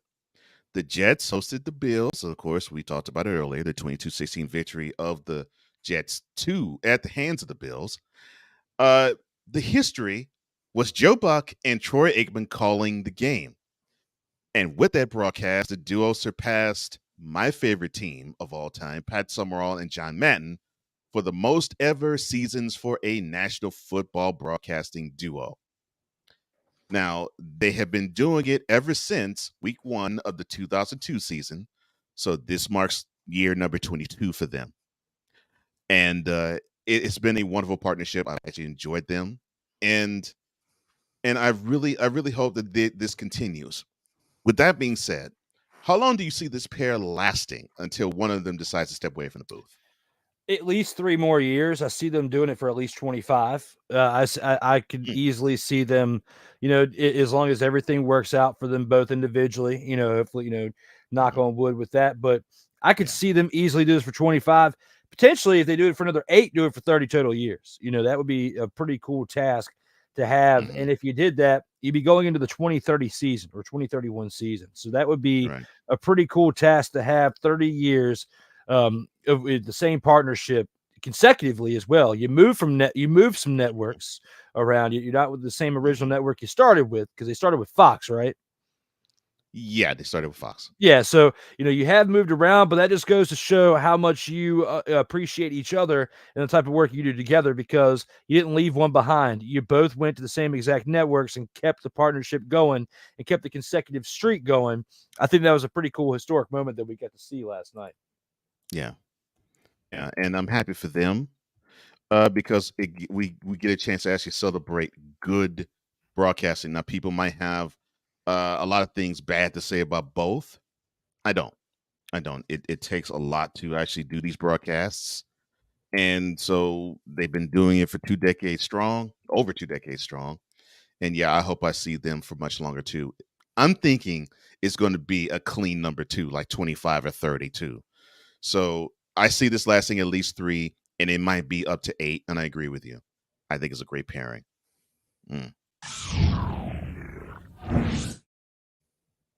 Michael Irvin. He returned to the NFL Network this past weekend after being suspended from the network since February, when a woman accused him of improper conduct at a hotel she worked for at the site or near the site of Super Bowl 57. Now, the Dallas Morning News reported on Sunday that the Hall of Famer receiver settled his $100 million defamation lawsuit against Marriott International and the woman. With said settlement completed, NFL Media, the company that operates NFL Network, lifted its indefinite suspension of the former Dallas Cowboys star, and the amount of the settlement has not been disclosed. Now, my question to you, sir, is how exciting is NFL analysis when Michael Irvin is on television? Yeah, Michael Irvin's pretty exciting character to see on TV at times, but he lost a lot of credibility with me many, many years ago when he was caught for smoking the rocks before he was doing things. Yep, and all that too, and snorting them too, and doing it around the times that he was supposed to be on air and causing conflicts within his professional realm. So I honestly don't have a huge take on Michael Irvin. It's still good to see he still gets opportunities, but he only gets the opportunities that he gets because of the type of NFL career that he had.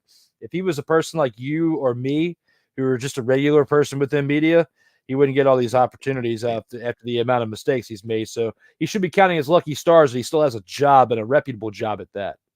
I agree. I think that if he wasn't the playmaker, yes, he would. Yeah, he would not be seeing any more action in front of the camera. I agree with you, but I am happy for him. But yes, he's had a long since documented drug problem. In fact, he was the leader of the White House, and no, I'm not talking about the place of the residence of the president in Washington. No, they actually had a house in Dallas that was called the White House, and it was not called the White House because the house was white. It was called the White House because it was white. He and a few Cowboys were just eating up the nose candy. So yes, he's had a problem ever since then. And I think what you alluded to was when he had an issue at ESPN and he didn't settle it until after. And I think I heard Troy Aikman talk about that one time. But yeah, I can understand how you would be. Okay, I'm done. I can understand that. But that's enough of the scoop.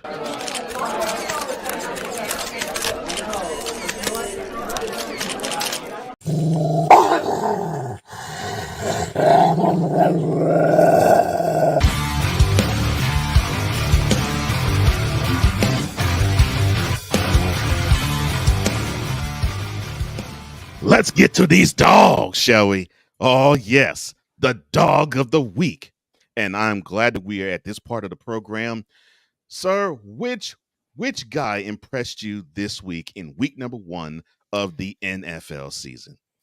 Actually happened in last night's game, Cole. A former Super Bowl champion who used to play with the Tampa Bay Buccaneers, now in his second year with the New York Jets. A man by the name of Jordan Whitehead, who had 3 interceptions in last night's game, picking off the Bills starting quarterback, Mr. Allen, 3 times, picking off Josh Allen 3 separate times within the game to give the Jets the direction of momentum towards a victory. So my number 1 dog of the week this week is Jordan Whitehead of the New York Jets. Good choice, man. Good choice. Mine is not quite as probably elaborate, but I actually had to give credit to this dog. Look, Tua Tagovailoa, and it's not really because he threw for 466 yards. It's more for the fact that he suffered 3 concussions within a single football season, 2 within 4 days of one another. And he still finds a way to get out there. And he still has the nerve to be under center and take shrapnel and dodge pass rushers and make sure that he does not draw contact and get injured. So I give him mad credit. And the 466 passing yards did not hurt. But yes, you played like a dog this week. You are one of the grand champions. Honorable mention those 11 on the defensive end for the Dallas Cowboys. You all were dogs collectively.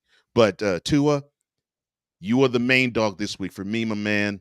Keep at it and protect yourself, bro. Please protect yourself. And those are our grand champs.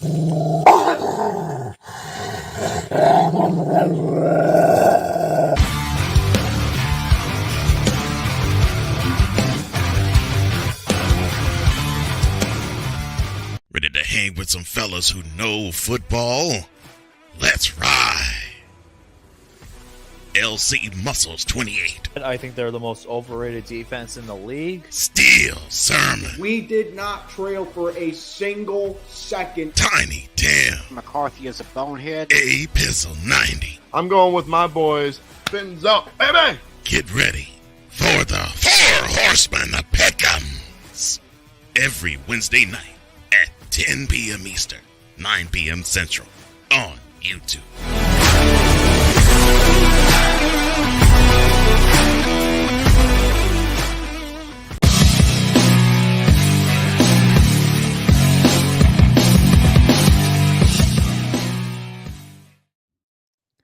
Welcome back to Total Football Talk with Drew Willingham, or D Willie. I am Cole Johnson.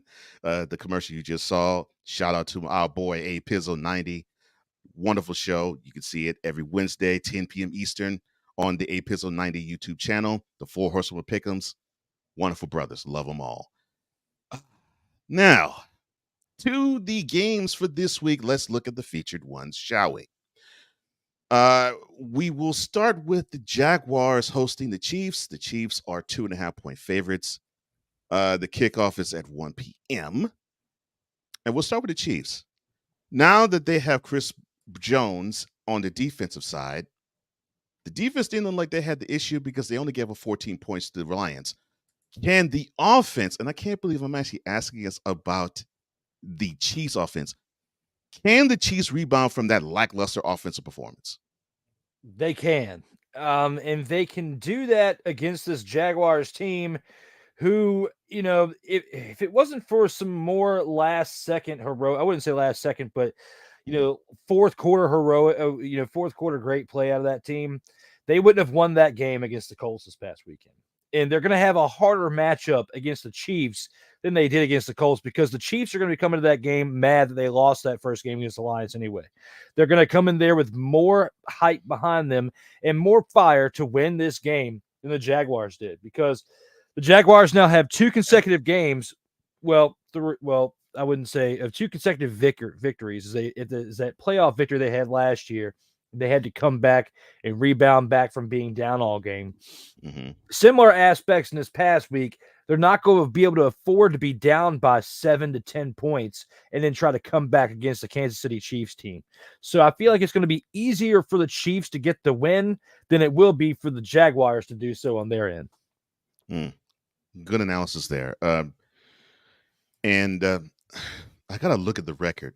But I know Andy Reid, well, definitely with buys, but I think this Chiefs team rarely ever loses a second straight game. They normally seem to rebound, have the fire in their belly to prove that what we saw the week before was a straight up aberration and a fluke. So yeah, I agree with you. I think they can rebound. And I don't think it is dependent on if Travis Kelce gets healthy. I don't think it's even dependent on that. I think the unit can play better. And they just didn't last Thursday for whatever reason. Got Chris Jones back too. Yes. So depending on how much of a factor he'll be in this game or how much playing time he'll have at all, just him being back in the locker room is a boost to this team as well. So there's a lot more of a dynamic shift when it comes for the Chiefs this week 2 matchup than it does for the Jaguars, in my opinion. Yeah, and I agree with you. Chris Jones is a tone setter for that team. You can say he's a defensive leader, but I actually think you're underselling his importance on the team if you just say he's a defensive leader or the defensive leader. To me, he's one of the leaders on the team, and at times I think he is the leader of the team. At times. Obviously, the straw that stirs the drink with the Chiefs wears number 15, but there's times number 95 leads that team too. So, yeah, I think this is going to be a huge boost for the team. And actually, it would be a huge boost for the offense, even though he plays on the defensive line. On the other side of things, the Jaguars. The one thing that troubled me was the fact that this past Sunday, they did not play 60 minutes, as evidenced by the third quarter in their 31-21 victory over the Colts on the road. With their home opener, can the Jaguars keep their focus and play a full 60 minutes? They can. They need to be able to do that consistently throughout the entirety of the games. Like you said, you can't stop in the middle of the game, the third quarter, right after halftime, whatever the case may be, and expect to win this game against the Chiefs. The Chiefs are not going to allow you to do that and then claw your way back into it like you did this past week and like you showcased at points during the previous season. They do need to get that under control before not only just this week 2 matchup, but for the rest of this season, if they want to be able to build on the success that they had last year, get to the playoffs again, and potentially get a little bit further ahead, because that type of style of play is not going to get you far along in a 17-game season. No. And I agree with you. If you play up and down or you play with lapses, there's too many good teams in NFL that will take advantage of that. Even the average teams will take advantage of that, and you'll walk out that building with an L, whether it's your own or your opponent's home stadium. So, yes, I agree with that. I think they can, but they need to, especially with a team like the Chiefs, because you got to play 64 minutes to beat them. With that said, what is your prediction in this game? This right here, I think I have the Chiefs winning by a touchdown. Chiefs are going to win this game by a touchdown. It's not going to be out of hand or anything, but I feel like they're going to win this game because the Jaguars are just not quite ready to be able to stick with an elite team such as the Chiefs, in my opinion. I could be wrong, but that's just how I feel going into this week 2 matchup. I'm with you. There's part of me that really believes that they aren't ready for prime time yet. I think this is the year where they have to learn they got to be ready for prime time. And if they decide that they're going to have to put the pedal to the metal. Otherwise, I just don't see it. I see the Chiefs winning, and I think I like that. I like that spread 7. That sounds about right. That does sound about right. Going to another 1 p.m. kickoff game, the Ravens and the Bengals. So the Bengals have their home opener. They're favored by 3.5. For the Ravens, what in the world can they do on offense to be more cohesive? Well, when you look at what they did in this past week, and with now the fact that they are they don't have J.K. Dobbins, that's a big blow going in this game right here. When everything that he would have contributed coming back to the injury that he had, there was a lot of praise on what type of impact that he was going to have on this team, and unfortunately, we didn't get to see that come into perspective, especially against a team that was supposed to have a lot of hype behind them, being the Bengals. Lamar Jackson last week with 169 passing yards. That's not going to fly. Well, it might if Joe Burrow shows up and has 82 passing yards again. So this week's going to be a tribute to see which one of these two quarterbacks really watch the film and really learn from their mistakes this past year. But it takes more than just, not the past year, but this past week. And it takes not only that, but your offensive line learning from their miscues. And you're going to have other players around you step up if you're going to be the Ravens and actually get this victory against the Bengals, because you're playing a different team. You played a terrible team this past week that you should have won, being the Houston Texans, in comparison to what the Bengals have been over the course of the past 2 years, going to consecutive AFC championship games and going to a Super Bowl in one of those years. Okay. So the Bengals overall are nowhere close on paper to what the Houston Texans are. So you're playing a tougher team this week. You're not going to be able to get away with the same things that you got away with playing the Texans. And the Bengals, on the other hand, when it comes to playing this team, are not going to be able to do what they did this past week, because they were proven that they got beaten. And now you're playing against the Ravens. You have a chance of potentially going 0-2 if you're the Bengals, if you don't clean a bunch of things up from what you had this past weekend. I agree. And it's funny that we're talking about the Ravens as if they lost last week, but they actually won. But defensively, they did pretty solid. But offensively, they just weren't solid. You would have thought offensively they played as if they were to lose the game, and I think they have to go into this week preparing as if they did, because I think that's how lackluster they were on offense. Now, you mentioned the Bengals and the possibility of them going 0-2. Now, what do the Bengals have to do to not start this season with 2 losses? They have to get more than 82 passing yards. They have to move the ball around, because thinking about what Joe Burrow did in that game on Sunday, it's atrocious when you think about that. Not only that, but your leading receiver had 39 receiving yards for the entire day, being Jamar Chase. And Joe Mixon had 56 rushing yards altogether, which is what we were talking about earlier. So when in your next leading rusher being 12 rushing yards, and I put all that in perspective and I think about it, you have to improve those numbers. You have to have a running game established around you. You also have to get your leading receiver, Jamar Chase, more touches on the game, because he had 5 receptions, but he only had 39 yards of those receptions. All those 7.8 yards are no slouch type numbers. He needs twice the amount of receptions at least to have more production and to get more points, because you literally just lost by 3 touchdowns because you weren't spreading the ball around. You weren't having a rushing attack. And not only that, when it comes to the overall team's stats, you were 2 of 15 on third down. You need to improve your third down efficiency. It probably should be in the top 3 of things that you should do for this week. You need to go have a better efficiency on third down than 2 of 15. That is terrible. You're not going to win against the Ravens if you don't improve on that there, Bengals. No, and if I were the Ravens, I would probably salivate at that number. To that execution rate of third down, 2 of 15. Yeah, I would love that if I were them. Who do you have in this one? I think Kevin McAllister, lookalike, a.k.a. Joe Cool, Joe Burrow, loses his 2nd straight game of the year, and the Ravens find a way to get it done. The Ravens, historically, for almost 30 years of their existence, have been known for a defensively sound team, okay? There hasn't even been a handful of times that we could say that there has been a great offense on the Ravens team throughout their entirety of their career, their franchise's tenure in Baltimore, okay? So this has got to change, except for the 1 year where Lamar Jackson was the MVP and he's had flashes in the pan at certain points in years before. He definitely needs to prove that he is worth the money that he spent so much time trying to negotiate on his own, because the amount of numbers he put up in this past week are not going to get it done. But I feel like one way or another, you got Odell Beckham, you got some other pieces around you now on offense. They're going to keep building throughout this year, and we're going to see more passing yards out of Lamar Jackson than what he displayed in this past week with throwing under 200 yards as a starting quarterback for the Ravens. We've got to see an improvement from Lamar Jackson at that spot when it comes to passing yards there for the quarterback position. I 100% agree with you about Lamar Jackson. I love his athleticism.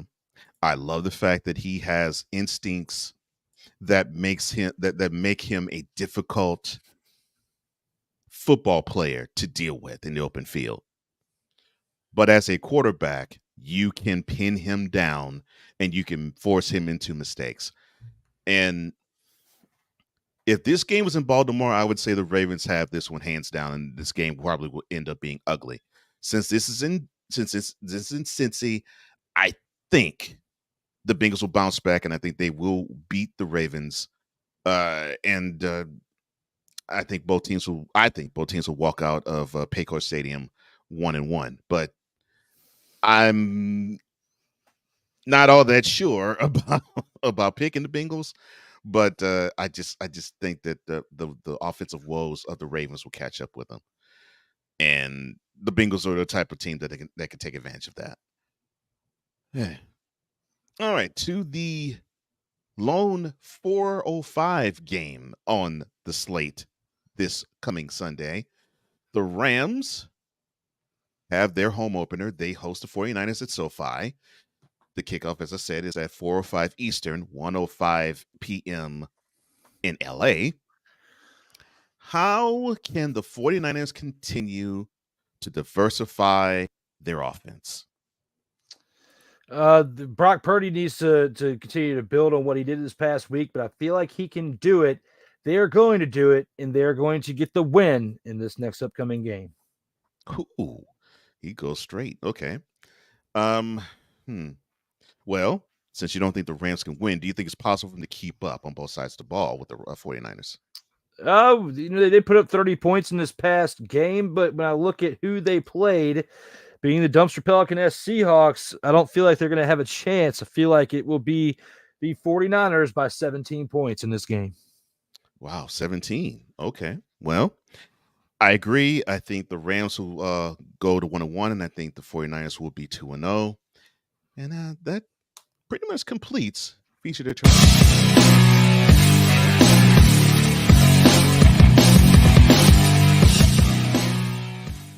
Join Ryan McCarthy. I became a Jets fan because Kurt the Frog was my favorite Muppet because he was green, and the Jets wore green. That's how I became a Jets fan. And Dustin Henry. ESPN is cashing all in on let's pay a few personalities and we'll just kind of fill in the gaps, as they walk you through all of the world of sports from their perspective. The Albany Empire, it's a literal circus. No credentials required. Where, Ryan, say the tag. Where you don't need a press pass to talk sports. Every Monday at 8 p.m. Eastern, 7 p.m. Central. On YouTube and where you can find all podcasts.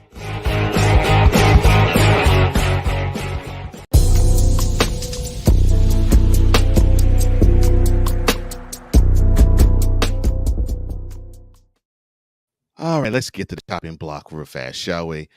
Kadarius Toney, he took to Instagram last week, and he took some shots at his former team, the Giants. He posted the 40-0 loss that the Giants had, and the shutout loss to the Cowboys. And the caption on his Instagram story read, "Nah, don't get quiet now."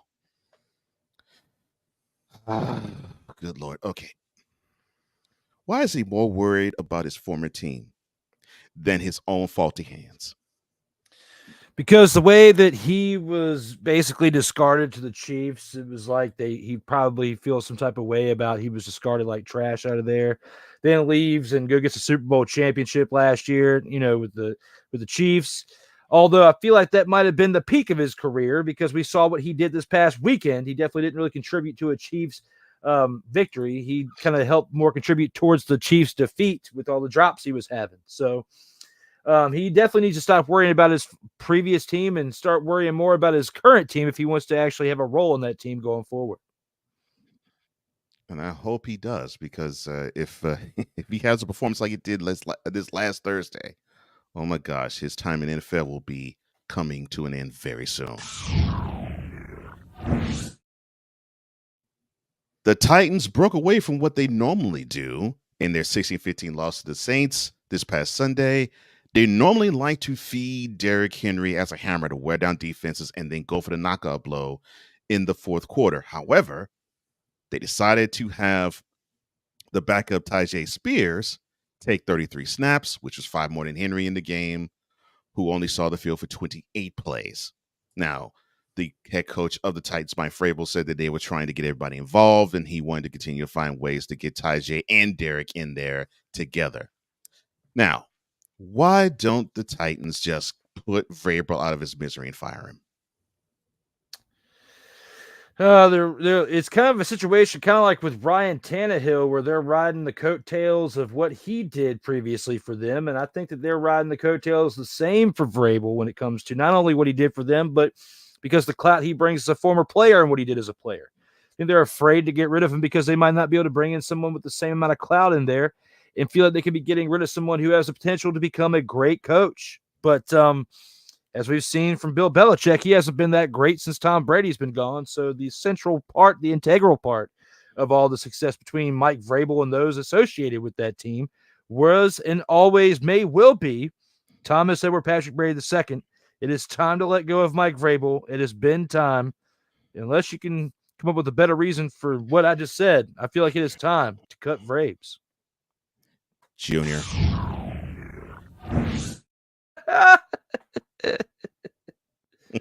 Russell Wilson, he actually showed some improvement from last year. But he didn't just want to get better after an off-season transformation. He wanted to get started with a win. But they posted 16 points this past Sunday. They didn't turn the ball over. And Wilson was still in search of that elusive one more play, even in that game, as this was the 7th L that the Broncos have taken at the hands of the Raiders. Now, my question to you is this past Sunday's performance enough to get him out of the NFL doghouse? Nope. He still played like a half a dumpster Pelican, as I alluded to earlier, and he is still in the doghouse. Halfway in, halfway out. You're still in there. You're a dumpster Pelican. You're still on the hot seat there, Russell Wilson. I'm sorry. Oh, my gosh. How is it a half of a... Never mind.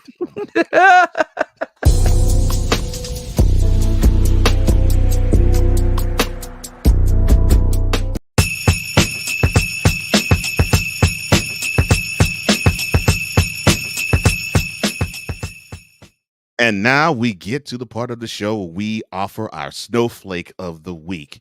This is, of course, an ignominious award. And to kick things off, Drew, who is your snowflake for this week? Because I have a heart, it's not Aaron Rodgers, okay? It's not Aaron Rodgers this week. But it is someone who is at the quarterback position. Someone who I spoke very lowly about earlier. And that is a man who just received a contract for $250 million, a little over that, and you show up and you pass for 82 mother, father, and passing yards. What is going on out here on these fields when it comes to what you are playing like and what kind of caliber you are establishing at the quarterback position? 82 yards. I would love to get $250 million as someone who would throw 82 passing yards per game. That is worse than what an actual backup quarterback, Josh Dobbs, did in his debut for the Arizona Cardinals against my team, the Washington Commies. You think about what Josh Dobbs did against the Commanders. He lost by only 4 points, but he threw for 132 yards for the entirety of the game. You get $275 million, and you threw for 82 2 yards. You are the snowflake of the week. You deserve to be a snowflake for the entire year after that. You are the snowflake of week 1. They're Joe Cool, Joe Terrible, Joe Burrow. I had so much hype for you before, but after 82 yards, I have to give it to you for snowflake of the week and against a team known as the Cleveland Browns. You are the snowflake of the week. That's what you get. That is your punishment, Joe Burrow. Not JoJo. Not Joe Cool. Oh, no. Wow. Yeah. Well, you'll be glad to know that our snowflake resides on the same team. Now, you chose the quarterback. I will choose the number 1 wide receiver target of the Bengals, Jamar Chase. And why do I elect him as such? Because he had the nerve to opine after the 24-3 loss, quote, "We lost to a bunch of elves," close quote. Now, he ran off at the mouth. He called the secondary of the Browns elves and that they can execute all sorts of things against them. Well, like a partner just said, 82 yards over the air throughout the whole game. You executed very little. So, Mr. Chase, let's get this straight, sir. You're still angry. You lost to a bunch of elves. So if the Browns are elves, what does that make you?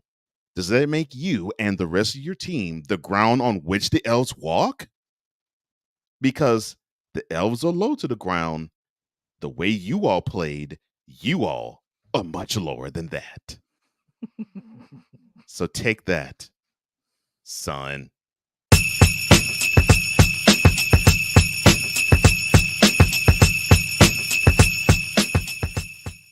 Poppy J. You got the option to cry for the government. You got the option to protest. You got the option to keep buying. But this is also an option. Wise El Jefe. We're the first tech geeks. We're the first gamers. We're the first everything. Everything. Like Gen X's, we are the ones. BS3 Network proudly presents the crew from the New York boroughs who never wants that smoke. Nah, they want that fire. Poppy J and Wise El Jefe. Fridays at 9 p.m. Eastern, 8 p.m. Central. Check your local listings for your viewing and listening pleasure.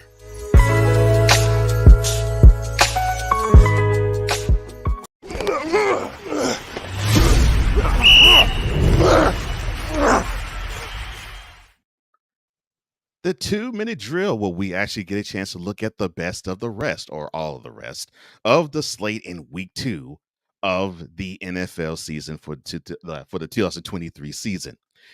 And we will get started with the Thursday night affair. The Vikings travel to Philly and they play the Eagles. Now, the Eagles are 7.5-point favorites. The kickoff is at 8:15. Your thoughts, sir, and who do you think is going to win this game? Bunker Stayfield beat the Vikings, and so will Jalen Hurts and the Eagles. They are going to win by 10 points over the Vikings. Really? Bunker Stayfield. Why are you like this, man? Bunker Stayfield. I agree. Look, Kurt 2 Chainz Cousins will be wearing more chains to weigh him down even further. They'll go 0-2, and the defending NFC champs will go 2-0. So I agree with you. We'll start now with one of the 1 o'clock games. Kickoff is Sunday. The 1-0 Falcons host the 1-0 Packers. Now, the Packers are road favorites at 3 points. Who do you have in this game? Although the Falcons beat the Panthers in week 1, I am not so high on them in week 2 against the Packers and Jordan Love as I am with what the Packers did in week 1. I have the Packers winning this game by 14 points. Okay. And actually, I could see that. Like, I see the Packers can win and this going away as well. And I agree with you. The Packers, I think, will have this game, no doubt. The Bills, they'll lick their wounds at 0-1. They host the 1-0 Vegas Raiders. Kickoffs at 1 p.m. Even though the Bills lost, they are still 9.5-point favorites. Your pick, sir. Although I want to punish the Bills because of what they did last night. But at the same time, say the Raiders are going to win a second one in a row would be tough to say when they just won by 1 point over a dumpster Pelican-esque team known as the Denver Broncos. I have the team of the Buffalo Bills rebounding this week, going 1-1 and winning by a score of 10 points. Okay. All right. Yeah, I'm with you. I think the Bills will take care of the Raiders. I think it won't be a problem. I would love to see the Raiders put up more fight. I don't think they will, considering that they are playing a game that would be 10 a.m. on the way they are on the West Coast. The Lions want to know they host the 0-1 Seahawks. They could get some revenge from last year for their loss in their game when they went to Detroit, kept them from being in the playoffs. Kickoffs at 1 p.m. The Lions are 5.5-point favorites. Your team, sir. Who's your pick? The streak of kneecaps being destroyed by the mouths of the Detroit Lions will continue as they will win this second week matchup against the Seahawks. As the Seahawks are playing like dumpster Pelicans, they will be punished like dumpster Pelicans, and the Lions will be 2-0 to start off the 2023 season, winning by 10 points. Another dumpster Pelican reference. Yes, I think I think the Lions will take care of business. I think the Seahawks have nothing for the Lions this year. The momentum they had last year, they will not have it in this game on Sunday. So good luck with the Seahawks. I see the Lions starting the season 2-0. The Titans, they have their home opener as well. They host the Chargers. Kickoffs at 1 p.m. The Chargers, though, are the road favorites by 3. Who do you have in this game?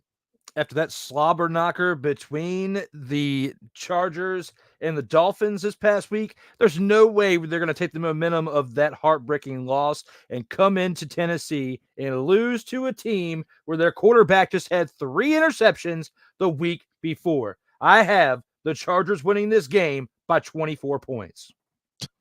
Oh, wow. 24 points. Ooh, okay. I don't see it that many, but I do see the Chargers winning by at least double digits. The Titans have nothing for them unless they decide to run Derrick Henry 40 times in the game. And since we just talked about the last segment that Vrabel doesn't want to do that, that's not going to happen. Oh, well, that's another L for the Titans. And the Chargers, I think, get on the board with a win. Another 1 p.m. kickoff, the Buccaneers. They host the Bears. 0-1 Bears, 1-0 Buccaneers. The Buccaneers are favored by 3. Who do you have in this game, sir? Bunker State Field is not going to keep it going, as the Chicago Bears are definitely going to want to rebound from their 18-point deficit to the Packers. I feel like Bunker State Field does not go 2-0. The Bears will beat the Buccaneers by 3 points in this matchup, and both teams will be 1-1 by the end of this contest. I think the same. Somehow I think I can see the Buccaneers lose this game too. I think the Bears will break through and win. The 0-1 Texans and the 0-1 Colts, they go to Houston. They play in NRG. Kickoffs at 1 p.m., 12 p.m. local time. The Texans are only a 1-point favorite, but they are a favorite. Who do you have between the two rookies? The battle of the 2 rookie quarterbacks. You stole the words out of my mouth. I was about to say, we will see Richardson get the better of C.J. Stroud. Texans will start 0-2. Colts will be 1-1. And this game will be decided by less than a touchdown of points. Yeah. The Colts, who were the better team last year, they tied and lost to the Texans in their 2 games last year. I think that they have that fresh in their minds, and I think they will come out with a victory on the road. The Texans just don't have it. They'll start off 0-2. And yes, I know I'm saying this about my team, but I'm real about mine. 4:25 p.m. kickoff. The Cardinals host the Giants. Both teams are on 1. The Giants, though, are favored by 4.5. Who do you have? The battle of not only the 2 biggest NFC dumpster Pelican teams, but probably 2 of the biggest dumpster Pelican teams of the entire NFL on this Sunday. What could be the modern-day toilet bowl is happening this Sunday between these 2 teams. And when it comes to this game right here, I had the Giants winning week 1, and they proved me wrong on that one. I'm going to give them the victory in this one because this will be the game that they win. And along with their first 8 games where they will be 1-7, they're going to get that victory over the Cardinals and win by 14 points. Yes, I'm with you. I think the Cardinals will go 0-2 because Joshua Dobbs is not the answer. He's a plug-in. And the Giants, I think, are better than that 40-0 shellacking they took at home. Another 4:25 p.m. game, which was supposed to be one of the big games of the week, but of course, an Aaron Rodgers-less Jets traveled to Arlington to play the Dallas Cowboys, fresh off their shutout victory. The Cowboys are favored by 8.5. Who do you have, sir? Dak Prescott throws 2 interceptions. You have Zach Wilson, who will probably throw 4. The Cowboys will win by 3 touchdowns. Actually, I think I like how that it's going to go because, yeah, I see it's going to be a mistake-prone game. But the Jets don't have anything on the Cowboys. I feel for the slaughter that I think is going to happen. Your Commanders, they travel to Mile High. They play the Broncos. They are 3.5-point underdogs. Talking about the Commanders are. Who do you have in that 4:25 p.m. kickoff, sir? If they play like they played this past weekend, they're going to lose. However, I feel like they're going to learn some things from this past weekend, and they're going to start out 2-0. It's going to be a close one. You got Sean Payton, you got Russell Wilson. Even though I talk very lowly of Russell Wilson and threw some shade, I feel like it's going to be a closer game than what we think. The Commanders are going to win this game by less than 7 points on Sunday. I agree. I'm not the biggest fan right now of Russell Wilson. I'm a fan of Sean Payton. I'm not a fan of Russell Wilson. And I think the Commanders can just throw, I hate to say it like this, they can throw a half-hearted effort, and I think they still can beat the Broncos, even on the road. So the performance they had in Sunday, they can have it this coming Sunday, and it won't be a problem. I really believe that. Sunday night tilt, the Patriots host the Dolphins. Patriots are 0-1. The Dolphins are 1-0. 8:20 p.m. kickoff. The Dolphins are favored by many, which I don't know how this point spread works because I think it's ridiculous. I think I saw last year we were favored by 20, but I'm thinking it had to be a mistake. Anyway, who do you have in this game? Mac and Cheese is going to get mollywhopped in this game by the Dolphins if they play like they played in this past weekend's contest. When you have Tua throwing for nearly 500 yards, you have Tyreek Hill eclipsing over 200 yards and receiving. It's a dangerous matchup against a Patriots team who, they've been known more for their defensive schemes over the years, especially since without Tom Brady or even with them, they were a defensive-heavy team. I just don't think it's going to be enough to sustain or contain the Dolphins. The Dolphins are going to win this game by 10 or more points. I think the Patriots need to offensively do like what the Chargers did and just keep it close. I think they could afford to do what they did with the Eagles because the Eagles want to play that physical style, but the Dolphins want your tongues to wag, and I don't think that's going to favor the Patriots. So, yes, I think the Dolphins will go 2-0. How you doing, Latina? I'm glad you're here. Tina! It's wonderful to see you. All right, so we get to the 2 Monday night. Yes, and I said 2 because there are 2 Monday night football games. The first one being the Panthers hosting the Saints. So this NFC South tussle will begin at 8:15 on Monday. That's when the kickoff is. The Saints are favored by 3. Do you take the road do you take the road favorites in this one? I do take the road favorites. The Saints are going to mollywhop the quarterback guru head coach and Bryce Young. They're going to beat them by 19 or more points in Carolina is what's going to happen in this game. I'm not the biggest fan of good Lord. I'm not the biggest fan of he said the quarter whisperer, which he's not. Oh my gosh, it's ridiculous. Yeah, I can see Derek Carr going 2-0 and Bryce Young just looking confused in the backfield like he did in the pocket, like he did this past Sunday in Atlanta. And the last of all the games, 9:15 Monday kickoff. The Steelers host the Browns. The Steelers are 0-1. The Browns are 1-0, and the Browns are 2-point favorites. Who do you have in this one? I'm gonna have Deshaun Watson getting that Pittsburgh style massage coming in there and lighting it up on the brightest of lights of the week and winning by 2 or more touchdowns. Oh, okay. Oh, I see what you're saying. So you're saying, come here, girl. You know you want to see this. You know you want to see all this. Yeah. Yeah. Let me get right. Let me get just right so you can see the action. No. Don't touch. Don't touch. Just look. Lord have mercy. I take the Browns too. I don't think the Steelers offensively have enough for what they need to defeat the Browns. They have the coaching, they don't have the talent on offense. Defensively, they can keep it close, but that's it. I don't see it happening. I see the Browns taking it, and the Browns being 2-0. Wow. I just can't believe I just said that.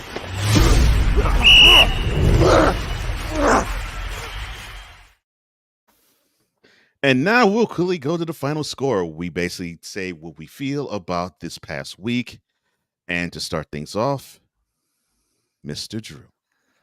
You know, we had a wild week for the first week of NFL action here. You know, there was highs, there was lows. It looked like there were certain points where people were smoking to get high because of how they were playing out there in the field. Especially, I still can't get over old Joe Burrow throwing for less than 100 yards, throwing for 82 yards when he just got $275 million in a contract.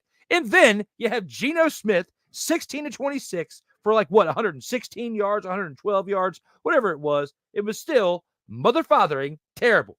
So when I think about how these guys played, when I think about the hype behind them all year long, it is an absolute travesty to see them play the way they did. And that's why I'm going to take these closing thoughts and I'll go a little bit more into it. But I want to announce that I have 2 exciting things that I'm a part of this week.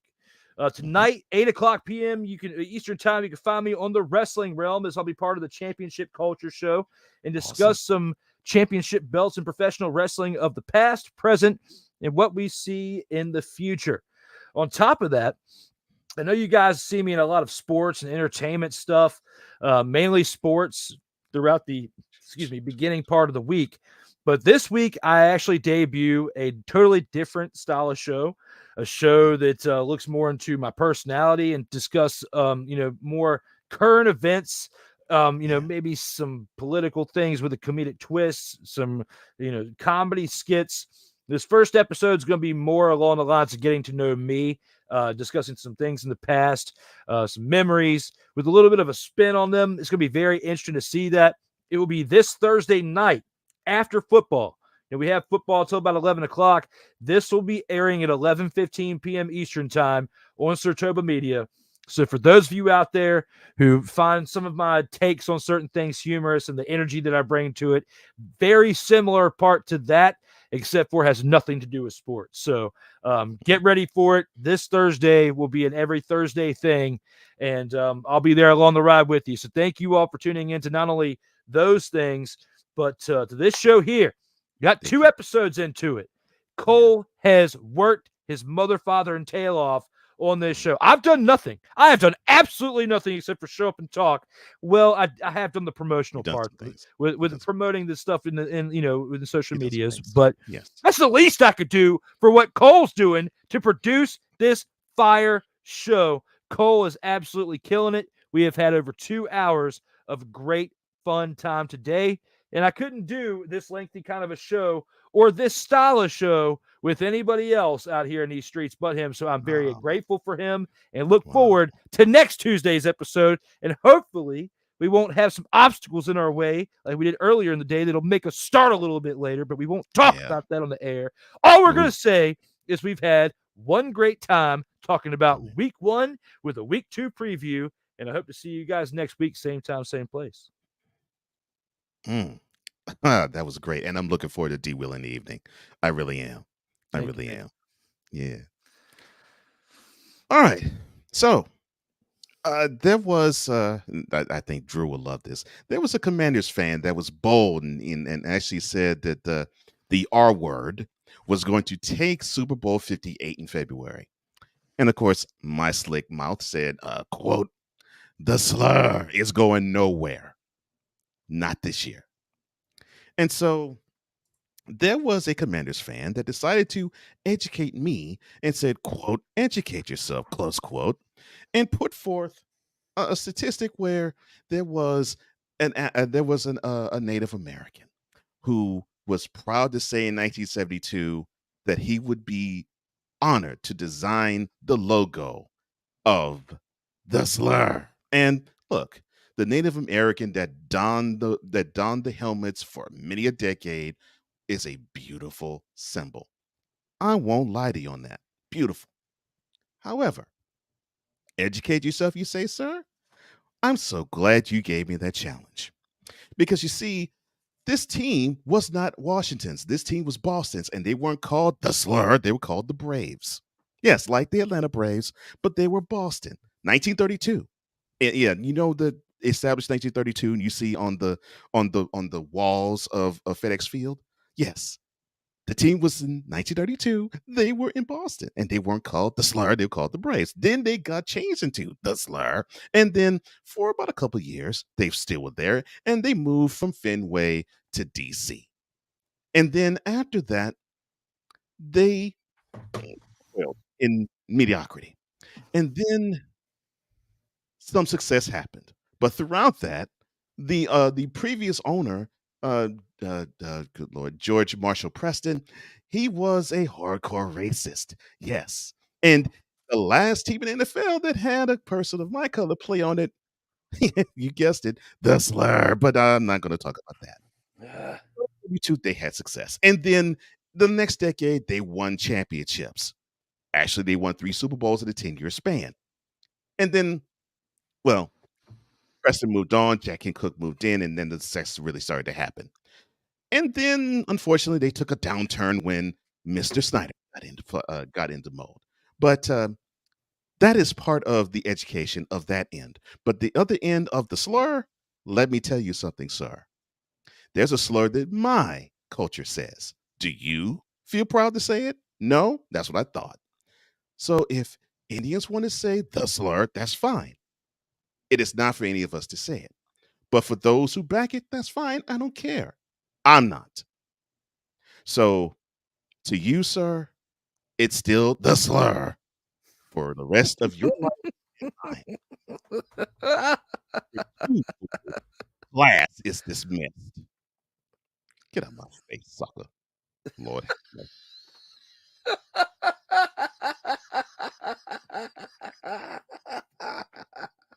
Anything you would like to add, sir, before we go? You are so lucky you went first. You are so lucky you went first because I could go back and forth on that one because does your term have a logo? No, it don't have a logo. There's not a PNG logo on the internet for it. We could go back and forth about my heritage and your heritage, the logos, the lettering, the terms, the pronunciations, and I promise you, if we had 2 more hours today to do this, I would beat you every day of the week. But I'm going to spare you this one time. I'm going to spare you this one time, and I'm going to make a clip out of this because of how great this was for you to end the show this way. I love it. Thank you. Thank you. I actually did that just for you because I wanted to end the show like that because I like to make you smile. Oh my gosh. So if you want to find my friend Drew on the interwebs, all you have to do is go into these places. And if you feel led to donate to his place, Cash App /$DWillie87. And if you want to find me, all you have to do is go on to flowcode.com /page/host Cole Johnson. And you'll find all of my social media there, whether it's Instagram, the X, Facebook, whatever. X. And thank you for subscribing. Thank you for sharing. Thank you for liking. Thank you for hitting the notification bell for this show that airs exclusively on the Sotoba Media airwaves and the YouTube channel and the Kobe Media Incorporated YouTube channel and airwaves. And that does it for this episode of Total Football Talk. And you got that gridiron action and news straight to you the way you like it. For Drew Willingham, or D. Willie. I am Cole Johnson, here to say in parting, as we always do, stay up and tackle going forward with your head, but don't lead with it. Follow through. Remember, follow through with tackles. Till the next week. See ya.